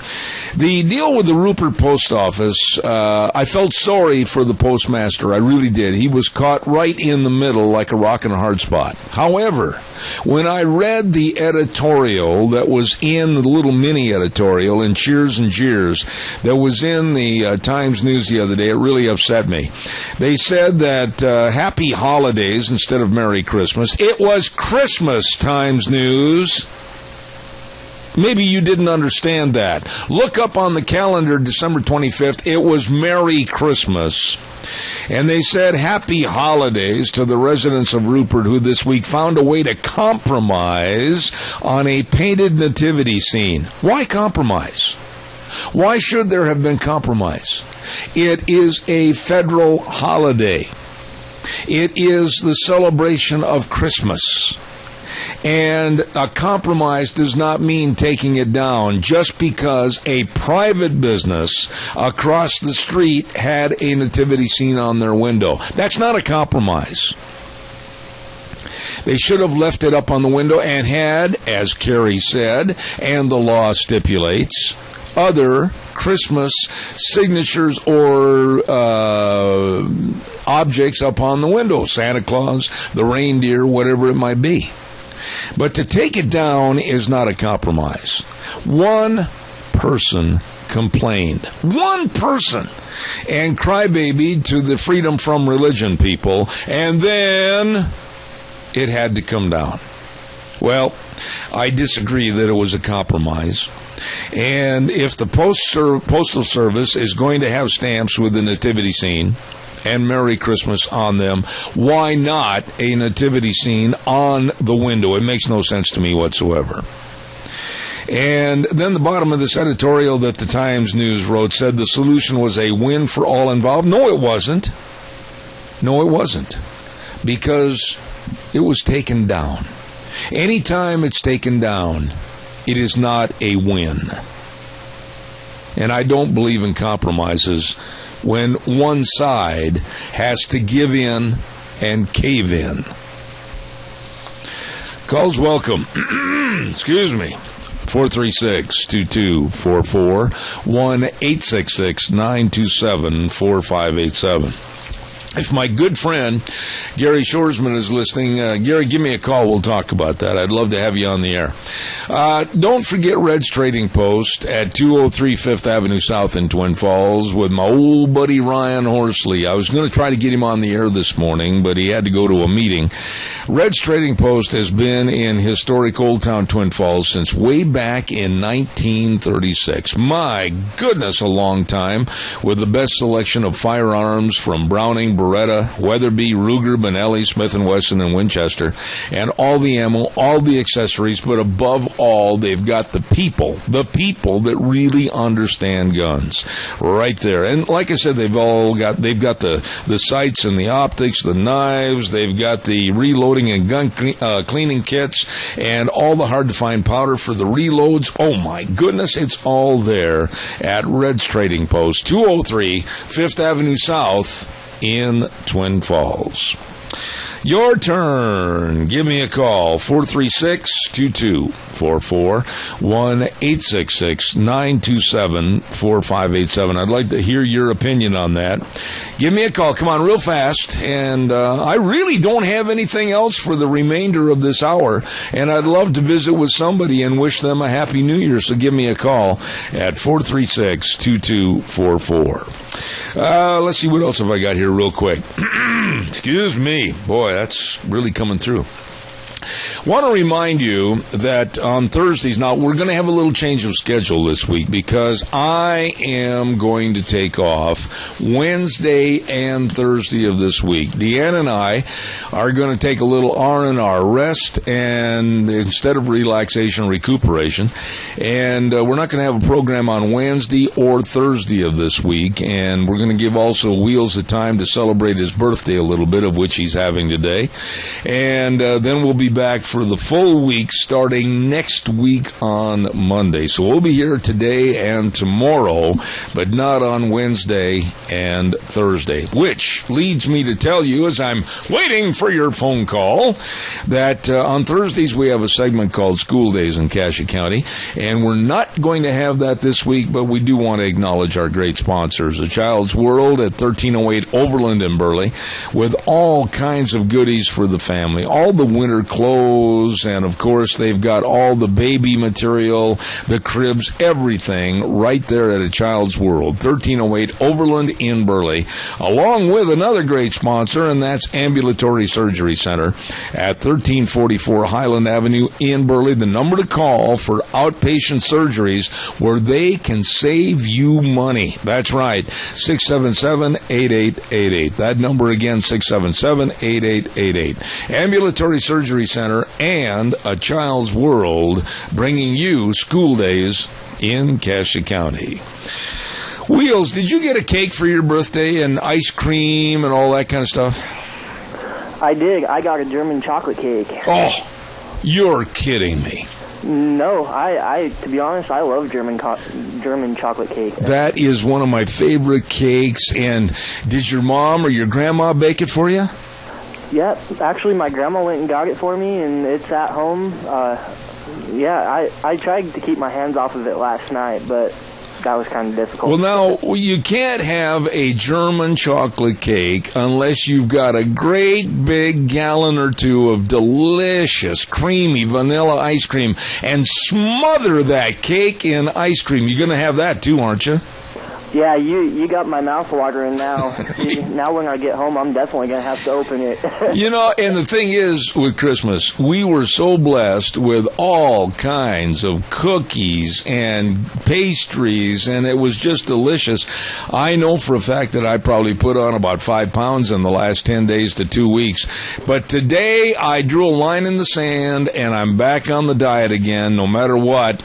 And I can't come over and celebrate by eating your cake. I'll just think about it.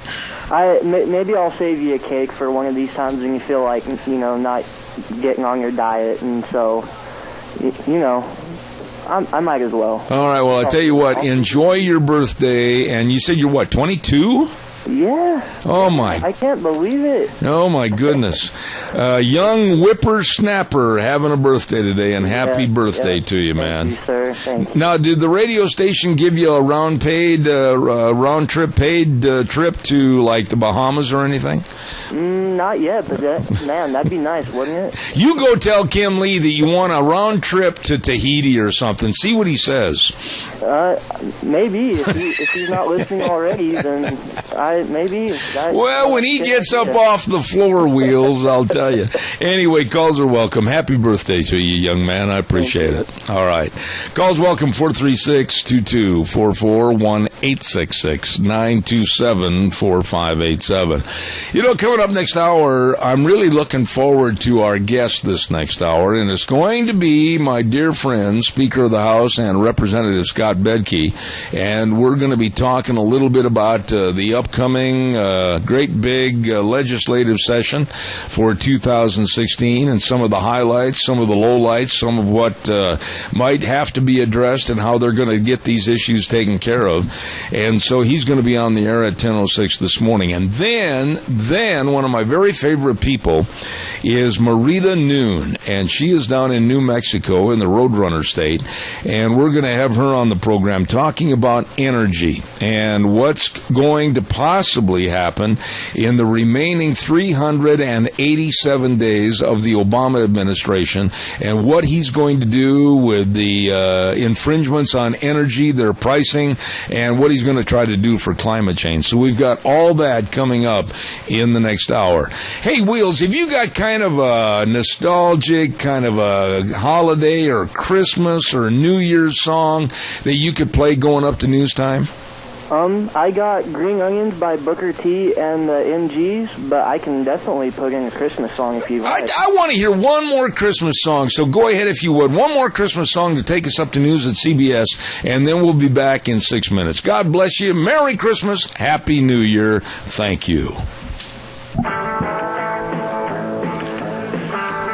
Oh, I had to ask Wheels to play one more Christmas song leading up to the news. Made me feel good. I love Christmas. I hope you and your family had a wonderful, wonderful Christmas, and now looking forward to a bigger and better Happy New Year. By the way, this is Zeb at the Ranch. I'm Zeb Bell, brought to you by our major sponsor, your Magic Valley Les Schwab Tire Centers, all 7 locations serving you, and some of our great advertisers like Western Way Services, always at your disposal, 734-6969. Get on the route service today. Really good folks. By the way, I want to talk a little bit about the Chadwick Sports Grill at 139 West Main in Burley. Here is their special for today. Super Spuds, topped with all the fixings, served with veggies and super salad. That is going to be so good. I know you're going to be in town returning a lot of gifts and Christmas presents that don't fit or you don't want them to fit. So stop into the Chadwick Sports Grill at 139 West Main in Burley. Always great food, specials, and very nice people at the Chadwick. You better believe it. Let's go to the phone line right now, and a gentleman that is been very talented to do what he does to serve the state of Idaho as the Speaker of the House and also our representative, Scott Bedke from Oakley. Is it cold up there, cowboy? It's about 16 degrees in Oakley, and it was 5 degrees up at the Jews Harp. So, yeah, it's warmer than it was yesterday. Let's put it that way. Well, I'll tell you, we have been suffering with some cold temperatures, and it looks like it's going to stay that way for the rest of the week. However, I would imagine that you, Scott Bedke, are making plans for a very warm legislative session for 2016. Give us some of the highlights as to what you think we're going to have to deal with coming up in just a matter of days. Well, there are always a lot of issues that will come up, and the legislative session starts on the 11th of January. So we've got another 2 weeks before it starts. There's, the budget is always the biggest issue. Maybe to give you a little update on the financial health of your state, we closed out last fiscal year in the black by $108 million. And so the instructions that we left before last session at the end was that half of that money was going to go to the roads and to maintenance of bridges, and the other half was going to go into the savings account. So that brings total savings accounts for the state up to between $300 and $400 million. That's not exactly where we need to be, in my opinion, because they came in really quite handy during the Great Recession. So we need to probably put some more money in that. The governor and his task force, and of course there are legislators on that as well, came up with on education. Came up with a plan that included a career ladder and several other things. I think you'll see the legislature follow up this year on that and continue that next year, all to the end of raising beginning teacher pay and making our the teaching jobs in Idaho competitive or more competitive with the states around us. So I think that the legislature will follow the plan that we started there. The public school budget, of course, takes a little over half of all of the money, and so that's the major budget. I think the one thing that we're going to miss with regard to the budget is that Dean Cameron has retired, and he has been the chairman or the Senate chair or the co-chair on JFAC for the last 17 or 18 years, and so the new dynamic will be interesting to kind of watch there. Maxine is still, Representative Bell is still the co-chair on the House side, and so we'll have a lot of institutional memory there. But it'll be interesting to see how things develop without Dean, because Dean was such a good budgeter, good financial mind, and everybody that he told no to for the last 17 years is going to come and try their luck with the new Senate chairman, and so that'll be somewhat interesting to watch. I listened a little bit earlier this morning. You're talking to Representative Stevenson about the water issue. That's going to be front and center as well this session. We have reached a historic agreement between the senior surface water holders and the junior groundwater pumpers, and they've agreed to push off any water calls, and that they would among other things. I mean, the juniors have agreed to take less water out, and there's a whole list of things that they've got to do. Now, outside of the agreement, but completely important to the agreement, is the state's commitment to a managed recharge program, and we have financed that kind of in a roundabout way. And I would, one of my priorities this year will be to move that to a general fund appropriation, and so that it's a year in, year out type of a deal, and that we can make the investments that are necessary to the capital investments to create the diversion works to put that kind of water in the ground. Our goal is to put 250,000 acre feet into the ground each year.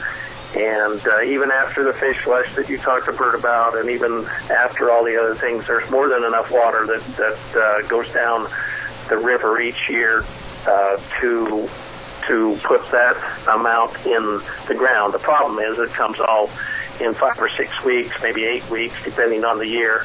And you've got to find places that take that much water, and that's not easily done. All right. So those are, from my perspective, the setting of the budget and the water for our area is absolutely critical.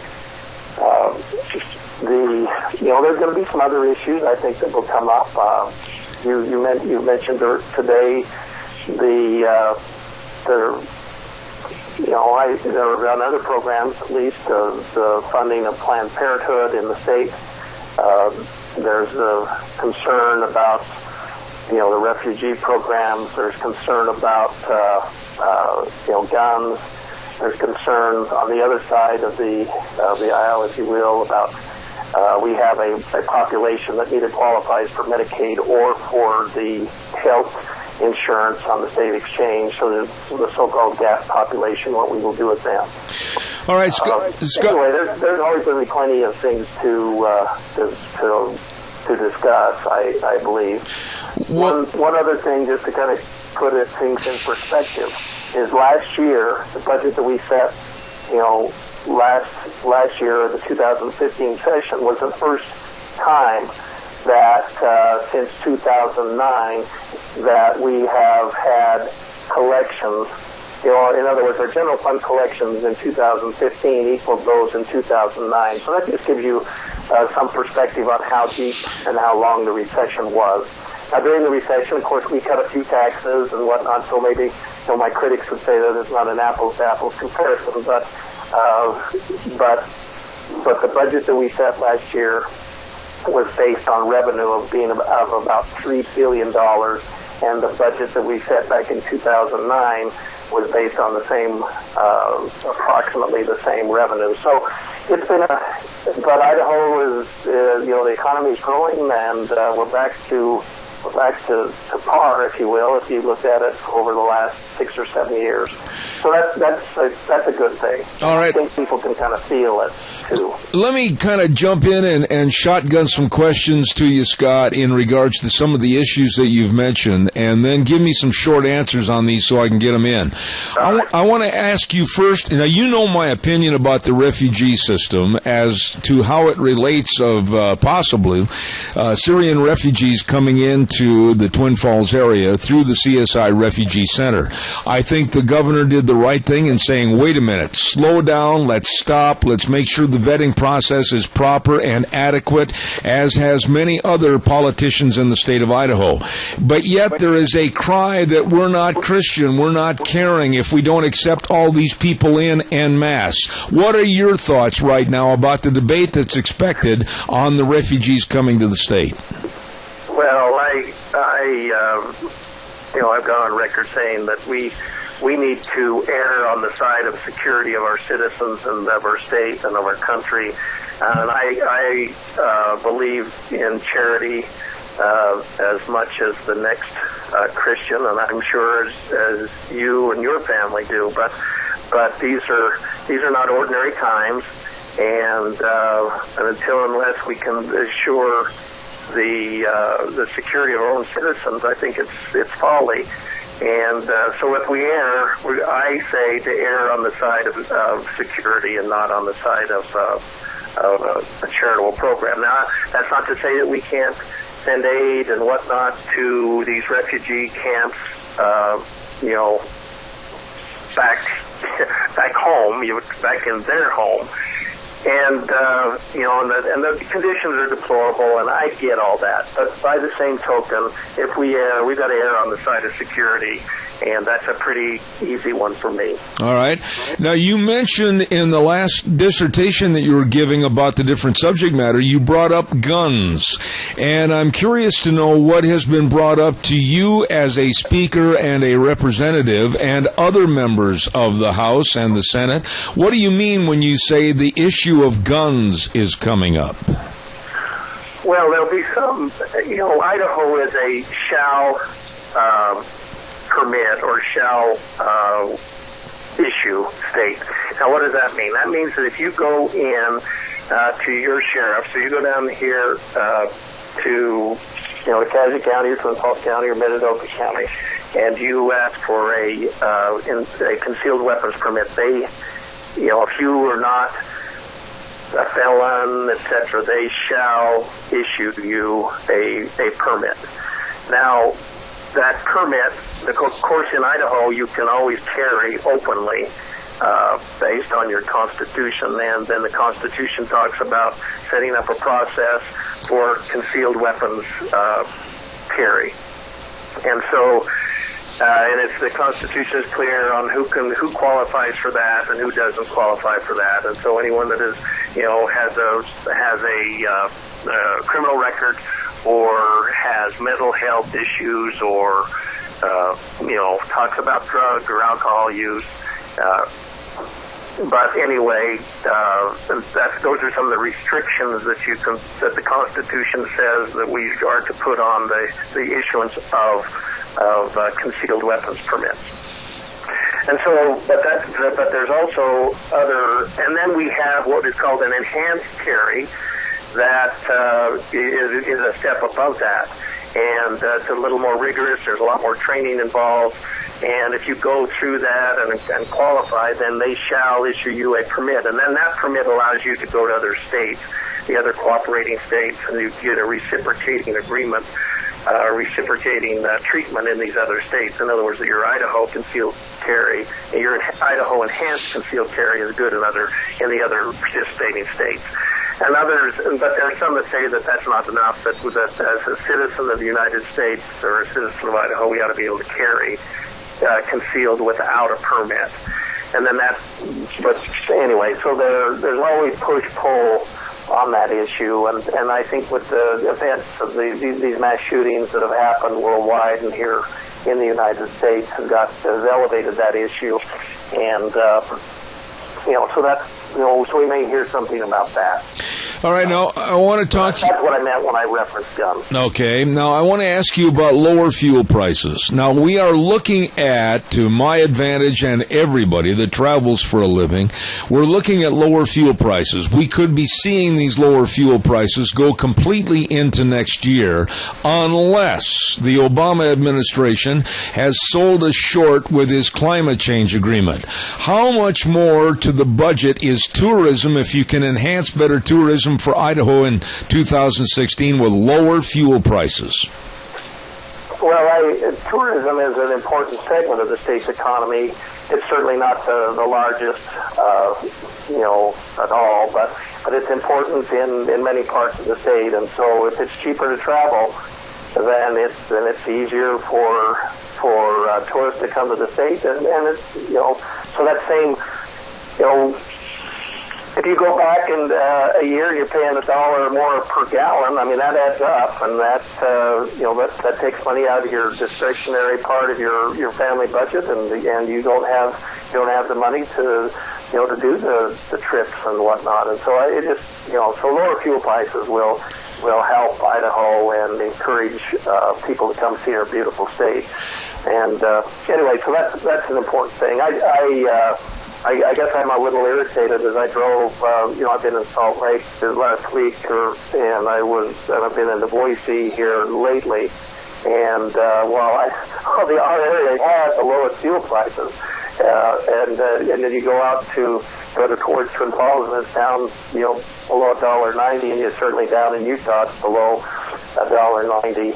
And then it's kind of crept up here in the Mini-Cassia area, and that always kind of irritates me. It's all the same fuel, it's all the same pipeline, it's all delivered from the same places. And anyway, so that's just been something that's been a topic around our around our dinner table lately. Scott, I want to get into insurance just a little bit in the time remaining. The health exchange insurance and also the insurance exchange for the state in general. Obamacare, Obamacare is absolutely living up to its bad press of higher prices and less care. What about the insurance offered through the state of Idaho? Give us a little update on that. Well, just think of the state insurance exchange like Travelocity. I mean, all it does is put together all of the different vendors and give someone that is looking for insurance a place to, a one-stop shop, you might say. And one of the things that with our state exchange, that allowed all of our insurance agents to be qualified, to be the navigators. I mean, and these other states that didn't do that, their insurance agents weren't even qualified as navigators, and that's one of the things that we did here that was a little different. So so your old health insurance agent can get on the exchange, and that has brought more companies to Idaho, so there's more choices. But it doesn't really matter. There's a lot of choices out there, but all of them have raised their prices.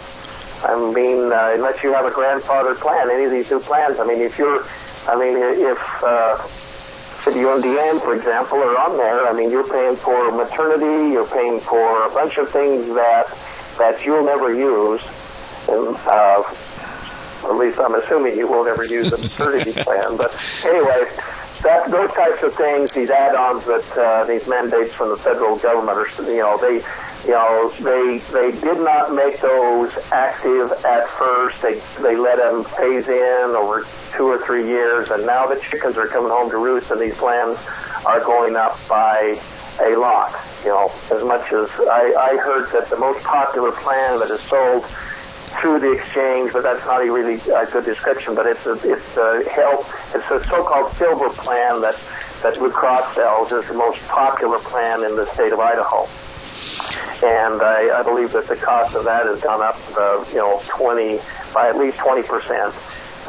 And you can lay all of that blame right at the feet of the Obamacare. Let me ask you one last question. I've got about 2 minutes left, Scott. I want to go back to the budget for just a moment. And you gave a lot of credence to former Senator Dean Cameron for his ability with JFAC, et cetera. But that takes a real tough group of people to discern what's going to be on the budget. How do they figure this? Do they take a look at all the different signs in the economy, the different indicators? And is there someone that is going to fill Dean's shoes to keep that budget on the up and up? Dean's vice chairman for a lot of years was Senator Keel from Sandpoint, and she's a tough budgeter as well, and but she hasn't had the reins, and so now she does, and so there's that. The budget process is fairly. It's fairly simple, but it becomes complicated because there's so much to go through. The governor will submit to the legislature his proposal, or his suggestions, if you will, or his recommendations, and that's for each of the state agencies. And for the first 6 weeks of the legislative session, JFAC will hold hearings where each of these state agencies come in and justifies their budget to the committee.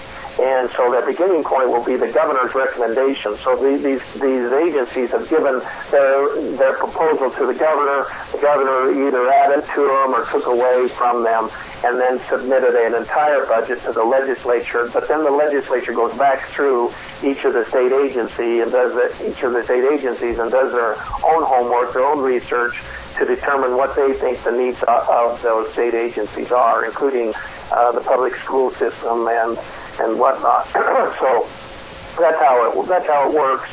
There's always way more requests than there is money. That's not a new phenomenon. So what it takes to be on JFAC is someone that can analyze the data and has the ability to say no, because that's the hardest thing to do, is to tell, every one of these programs that people will be advocating for are are well, and from their perspective, they're good ideas and whatnot. But it always reminds me of the adage of there's no limit to the good things that you can do with someone else's money, and that happens each and every day there in those hearings. And that committee has to sort through all of that and then make a recommendation. And at the end of the day, no one is completely happy. But I think we've done a really good job. One thing that just before in closing, just as a feather in Idaho's hat, I mean, if you go back to the 2009 year, and where we had $3 billion in general revenue, and that very next year, when we went to set the budget, we only had $2.2 billion. So we had an $800 million swing down. And so, like I referenced earlier, between the savings accounts that we had and whatnot, we cut budgets, and there's not a crater where Idaho used to be. We got through the recession without raising taxes, and the reason I bring this up is that Idaho has done what the federal government has yet to do, and that is to live within the people's means. Right. And we've proven here on a much smaller scale, granted, but the world didn't come to an end because we trimmed government back. Absolutely. Scott, let me jump in here. We've got a caller, and caller, I've only got a minute left exactly, so short answer to this, Scott. Go ahead, caller, quickly, please. Yes, Scott kind of stole my thunder there. Late on the Senate floor, the United States Senator Ben Sass from Nebraska was talking about how neutered the Senate and the Congress were. And I said to myself, if they were only working as efficiently as it sounds like the state of Idaho is, it would sure be a good thing, and I'll hang up. All right, quick response, Scott. I'm almost out of time. Well, the caller's absolutely right. I mean, this is no different than your businesses, your personal checkbooks. If you take more money out than you put in, you got a problem. And if you do it for years after year after year, then you have to go borrow the difference, and that's put us exactly where we are right now. And that is Idaho teetering on financial ruin from the country. And states like Idaho that have a balanced budget amendment and that he lived by it, has set the example for the federal government. And like I said, we cut our budgets overall by nearly 20%. And the world did not come to an end. And the United States has got to do the same thing. Absolutely. Speaker of the House and Representative Scott Bedke, God bless. Happy New Year, and thanks for being on the program. Happy New Year to you too, Zeb, and thanks for all you do for the community. All right, sir. Thank you very, very much. A very nice man, getting ready to go to the legislative session in just a matter of weeks, as a matter of fact, starting on January 11th. Speaker of the House, Scott Bedke. Thank you very much. Oh, my, I've got to get this in real quick. Happy New Year's wishes from the Goodie Shop at 133 West Main in Burley. My goodness, telephone number to remember, 647-0106. They've got baskets of cookies and fruit and all kinds of goodies at the Goodie Shop. And they wish you a happy new year, along with Magic Valley Irrigation at 44 East, 500 South of Burley, 678-3101. Jeff and the whole crew say, hey, happy new year 2016, Magic Valley Irrigation. And last but not least, the Minnetonka Chamber of Commerce, 1177 7th Street in Hayburn. Kay was over here the other day for our Christmas party. God bless all the folks over there at the Chamber of Commerce, and you stop in and see them today. Happy New Year from the Minnetonka Chamber of Commerce. Right now, over to our main studios. I'll be back in 3 minutes.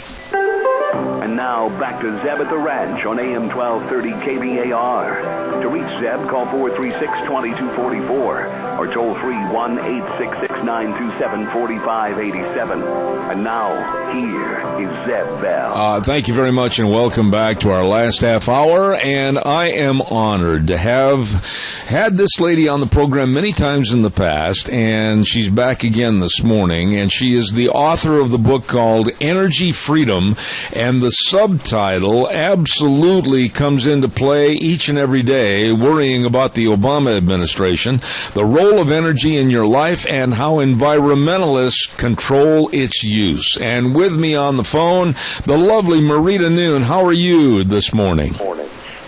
I I'm great, Zeb. Happy New Year to you. And a very happy New Year to you. But, I'm still in the Christmas mode. I hope you had a very Merry Christmas. I did. Family, friends, great foods, all good, and I hope the same for you. It was. Marita, I'm so glad you took the time out of your busy schedule to come on our show this morning. The Obama administration has exactly 387 days left. And, maybe I'm just a little gun shy. Maybe I'm seeing shadows in the dark. But this man scares me, especially with that climate change and that climate accord. What do you think this man is going to do with our energy before he leaves office? Well, he's definitely trying to keep it in the ground, which is the new mantra of the environmental, or what I like to call the anti-fossil fuel movement. Their new campaign is keep it in the ground. And President Obama intoned that message in the speech that he gave at the press conference, where he announced that he was finally, as we all knew he was going to, once and for all saying no to Keystone Pipeline. He said there are times when we're going to have to keep it in the ground. And so we can expect, I believe, for this last amount of time, not that you're counting, I didn't have the exact number of days handy here, but we can expect a continuing push from him specifically on climate change. And folks need to understand that this campaign, this climate change issue, has very little to do with the climate and everything to do with totally transforming how we generate, distribute, and use energy, not only in the United States, but throughout the world. Marita, let me ask you this. We're seeing energy, fuel prices, diesel prices at a long-time low right now, which for a person like in my business just gives me more spending power in other areas. I've talked to numerous people in various occupations that said, man, this is a blessing, and it's absolutely enhancing the economy. Are we looking at this as a kind of a short-term horse race that's going to come to an end before this man leaves office? Is there something insidious that he's going to make a ploy on to raise those prices and put it right back at $4 or $5 a gallon? You bring up an interesting point, because, it's just got to be killing him that, as we know, his former Secretary of Energy, Stephen Chu, had implied that what we really need is gasoline at $8 to $10 a gallon range. And here the price has dropped so low that it's making his whole pitch against fossil fuels, his pitch for renewables, far less viable, far less palatable, because people are saying, wait, why do I need an expensive alternative? I'm loving these cheap prices. So you bring up an interesting point. I don't know that he has anything insidious up his sleeve at this point, but it certainly is something to think about. I read an article the other day, and I'd like you to elaborate on it. I'm sure you saw the same thing, about how they were touting that there's over 50,000 windmills in the United States. And I look at those things as cancers on the landscape, and now the government wants to implement at least that many more or double that amount. What are your thoughts on these windmills and this so-called renewable energy? Well, obviously you and I are on the same page on this, but it's important for people to realize that in this omnibus spending bill that was signed on December 18th by President Obama, well, part of the good in that package was that the decades-old oil export ban was lifted. The trade-off for that, the compromise that had to be made to get that, was that the production tax credit, known as the PTC, for wind energy, which expired 1 year ago, December 31st, 2014, and has been dead for this amount of time, for a year, that it has now been extended. It has been reinstated.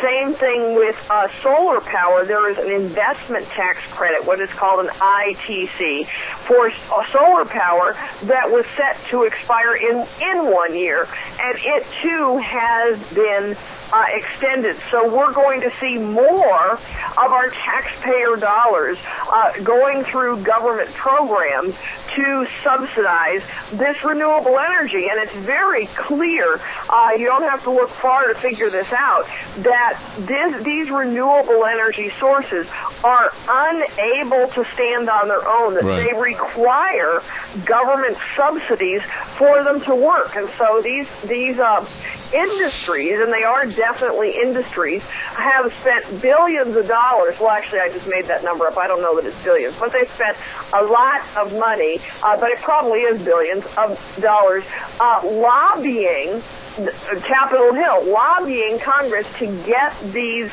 expiring or expired tax credits extended, because without them, they cannot survive. Now, Marita, we have a phone call with a question, and caller, go ahead, please. You're on the air. Yes, a Russian official, or maybe it was Putin, said that the price of gas, the price of a barrel of oil was going to be down for 7 years. Now, what is the reason? I know OPEC is no longer, operating as a cartel.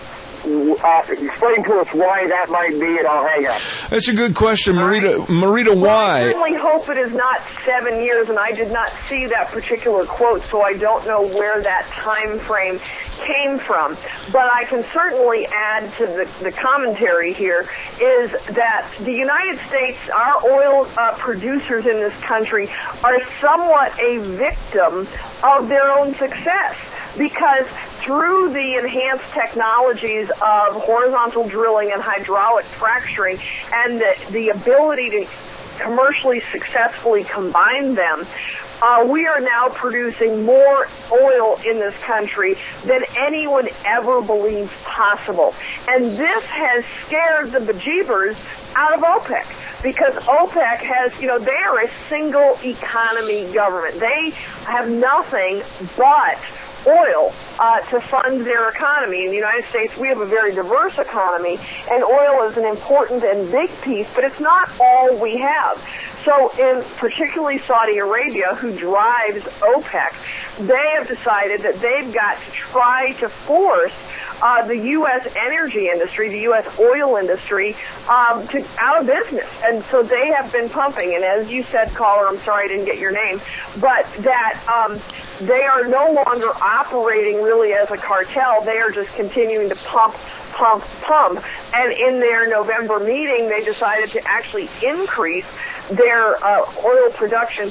And this excess of oil, it's basic economics, supply and demand, has driven down the price of a barrel of oil and therefore the price of gasoline. So I don't think anyone expects that it will go back into the $100 a barrel range anytime soon, but we certainly hope for the American economy and the industry that the price of oil does go up to more in the $50 to $60 range, which still helps the consumer greatly and will not impact gasoline prices all that much, but will make a huge difference in the economy, including state budgets. I mean, I wrote a column a couple of weeks ago. I encourage you, caller, to check it out. And I highlighted six states that have huge budget shortfalls due to this low price of oil. And so for people who love the low price of oil at the pump, you tend to think, well, I don't want the price to go up. But you know what's going to happen is taxes are going to go up. In my home state of New Mexico, we have a $30 million budget shortfall due to the low price of oil, and that's actually the lowest of the states I reviewed, and I didn't do an exhaustive review, but in Oklahoma, for example, they're facing a $500 million to $1 billion budget shortfall. And in Alaska, they're thinking of instituting income taxes for the first time in 35 years. So those are some of the impacts that hit the average person, not just people who work in the industry, because those budget shortfalls will need to be made up by increase in taxes on everything. Marita, I want to go back to Obama going over to Paris with the climate change accord and the signing of an agreement, and I don't know what was in it. I'm sure you probably don't know all the agreements and all the attachments, but there are two words that scare me because they're involved in this, and that's the United Nations. I don't trust them, and I see a overreach of power right here into our United States, and they, the United Nations, trying to make us almost like a third world country with the laxity of energy. What are your thoughts on what I just said? Well, you have good reason to be concerned when the United Nations is involved, and that should be a red flag to every conservative thinking American. And you're right. I mean, I've not read the entire thing, but what I do know, and I love it when I can quote the New York Times as saying something that I would want them to say. And about the agreement struck in Paris, the New York Times says that it is, quote unquote, essentially voluntary. And I see this as a big win. The U.S. Senate just before, and this is in the column I wrote today, days before the conference took place in Paris, the UN climate conference took place in Paris November 30 to December 11th. Just days before that, the Senate held hearings on climate change and, importantly, passed two resolutions undermining President Obama's climate change efforts. Now, these resolutions that Congress passed are done in such a way that Obama will certainly veto them, but they sent a message to the international conference that the Senate does not support the president and these actions, and therefore they will not endorse any legally binding actions. And so as a result of that, it's widely believed that because it was clear that the U.S. would not support legally binding actions, that what came out, what the end result was a document that the supporters could wave around and cheer about, but when you look deeply at it, you see that it means absolutely nothing. Marita, one of the programs I had about 10 days ago on this show was about how colleges and universities and college professors are demonizing anything to do with energy and energy usage in this country, and they've got the millennials just absolutely causing all kinds of problems with the possibility that America is going to be energy self-sufficient. What are your thoughts about some of these college courses that are going on to demonize energy in the United States? Well, you know, this is an ongoing thing with the liberalization of education that's been going on for several decades now, and it's a shame. And as I mentioned previously, the many of the state budgets that are in deep trouble due to the low price of oil, guess who's going to have their funding cut as a result of this? It's education. So, you know, they're shooting themselves in the foot, education is, because in many, many states, the oil industry, the energy industry, the coal industry is a primary source of tax revenue for the state, and that funds education. And so by demonizing energy, by making energy more expensive or more difficult to get out of the ground, especially in this low-priced environment, they are shooting themselves in the foot. And this movement to divest their funds from oil stocks is a absolutely crazy campaign. You know, the president, I've only got time for about one or two more questions and answers, but the president, when he was initially going into office, said that during his term in office, he would see energy and electrical prices skyrocket. And by taking coal off the grid and off the table, what about senior citizens in this country? What about people on fixed incomes? We are already seeing electrical bills start to go to higher levels, and it's going to get a lot worse. What are your thoughts about this? Yeah, I mean, that's a scary thing. I was talking to someone just last week who told me that in the last few years, her electricity bill has doubled. And I said, doubled? And she said, yes, I'll send you copies of the bill if you want to see it. And I said, I was like, no, I trust you. But that is what's happening, and a lot of it is because of the president's policies. I mean, it's really the main driver of it. They want you to believe that, oh, it's the greedy oil companies, but it's the policies, the government regulations that are shutting down the most cost-effective energy source we have for electricity, and that is coal, and forcing wind and solar, which are much more expensive, onto the market. And there's a variety of things. We're shutting down stuff that works perfectly fine, and it's been amortized out, and those losses have to be made up somewhere. And we're replacing it with new capital spending, new infrastructure, and a higher cost source for electricity. Marita, I want to go overseas right now to the Middle East and the Straits of Hormuz, Iraq and Afghanistan, and the terrorists and everything else. How concerned are you about a complete turmoil in the Middle East where the Straits of Hormuz would be shut down for no oil going to any country, etc.? Are we as Americans self-sufficient and self-reliant on our own means right now, or how much would that turmoil hurt us? Well, the turmoil would hurt us and help us at the same time.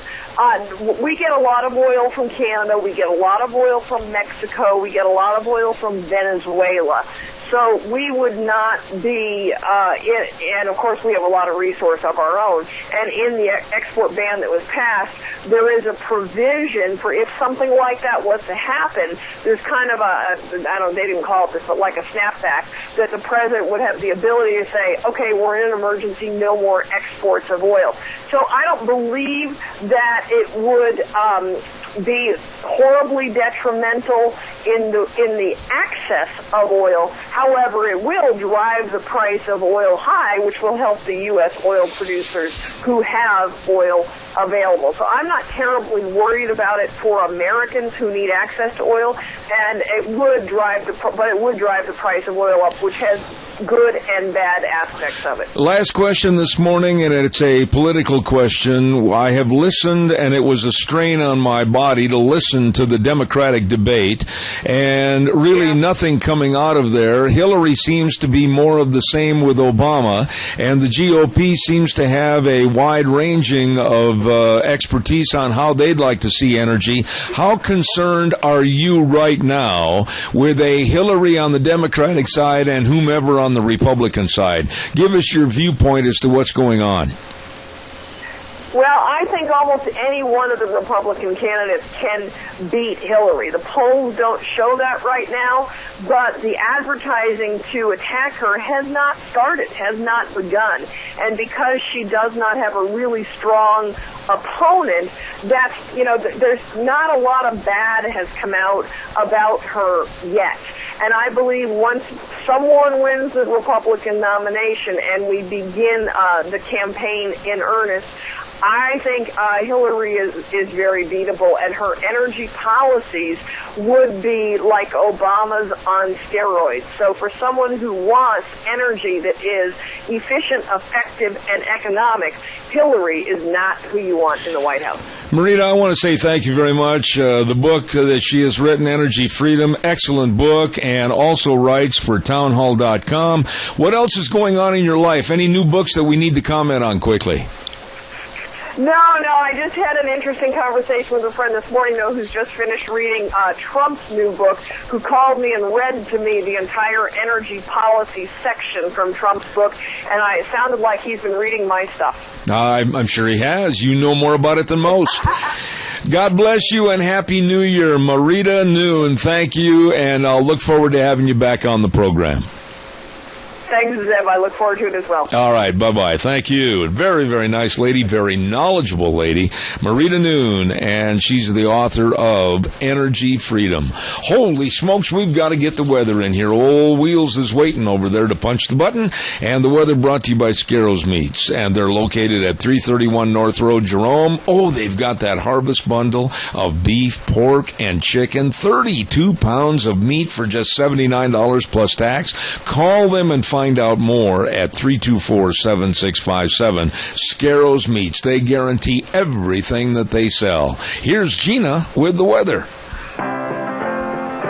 Here's your weather as we kick off the last week of 2015. Looks like cloudy skies for today, a little bit on the breezy side. Expect a high of 21 tonight, low of 14. Tomorrow, snow showers in the forecast, high of 23, with an overnight low of 16. Mostly cloudy and 23 for Wednesday. New Year's Eve looks like mostly cloudy skies and 15, and New Year's Day. How about some sunny skies and 17? Yesterday's high was 12 with the overnight low of 1. That's your weather for Zeb at the Ranch. I appreciate it, Gina. Thank you. It's going to be chilly out there. And the weather brought to you this hour by Scarrows Meats, 331 North Road, Jerome, and the number to call, 324-7657. Delicious. They guarantee everything that they sell. Hey, tomorrow on the program, great guests, Frosty Woldridge, Dave Bego back in Indianapolis, Indiana, and Dr. History. Holy smokes, it's going to be a fun program tomorrow. Don't forget to tune in. I want to remind you, too, that they're calling for more snow in the forecast. And with more snow, you'd better get on in to your Magic Valley Les Schwab Tire Centers. Wow. I mean, they really take care of you. They have been busy up to Christmas. They're busy right now, and they want to make sure that you've got all the traction tires on your vehicle. You better believe it. All the different tread designs, the studded snow tires, the tire chains, they've got it all for you for safe winter driving, along with the very best in brake service, by far the best, with professionally trained technicians, and the best in front end alignment, shocks and struts, and batteries. Again, I stress batteries. In this cold weather, make sure your battery's going to start that engine, and if it doesn't, you better get a new battery today at any one of the 7 locations. Lane and Rupert, Dave on Blue Lakes and Twin, Mike and Buell, Mike and Jerome, along with the Twist family in Paul, John on Poline in Twin Falls, and my buddy Randy on Overland in Burley. Your Magic Valley Les Schwab Tire Centers. Absolutely the best. Well, thank you very much. And again, I want to remind you, we're going to be on tomorrow morning. We're going to be on all day tomorrow, not all day, all morning tomorrow morning, 8 to 11. And then we're going to take a couple of days off for a little R&R. So bear with us, and then we'll be back in full swing, full time next week on Monday. You've been listening to Zeb at the Ranch. Make sure you're hearing everything. Contact Mount Harrison Audiology for a hearing screening. And don't forget to call the number 312-0957. One last final thought. Today is Wheels' birthday. Happy birthday, Wheels. Have a blessed day, okay? Thank you, sir. Much appreciated. I hope you guys have a great day yourselves. All right, we will. We're going to cut the cord right now and say don't forget to tune in tomorrow morning at 8:06, Zeb at the Ranch. We'll be here till 11. And remember, the way things were are the way things ought to be. God bless. We'll see you tomorrow morning at 8:06.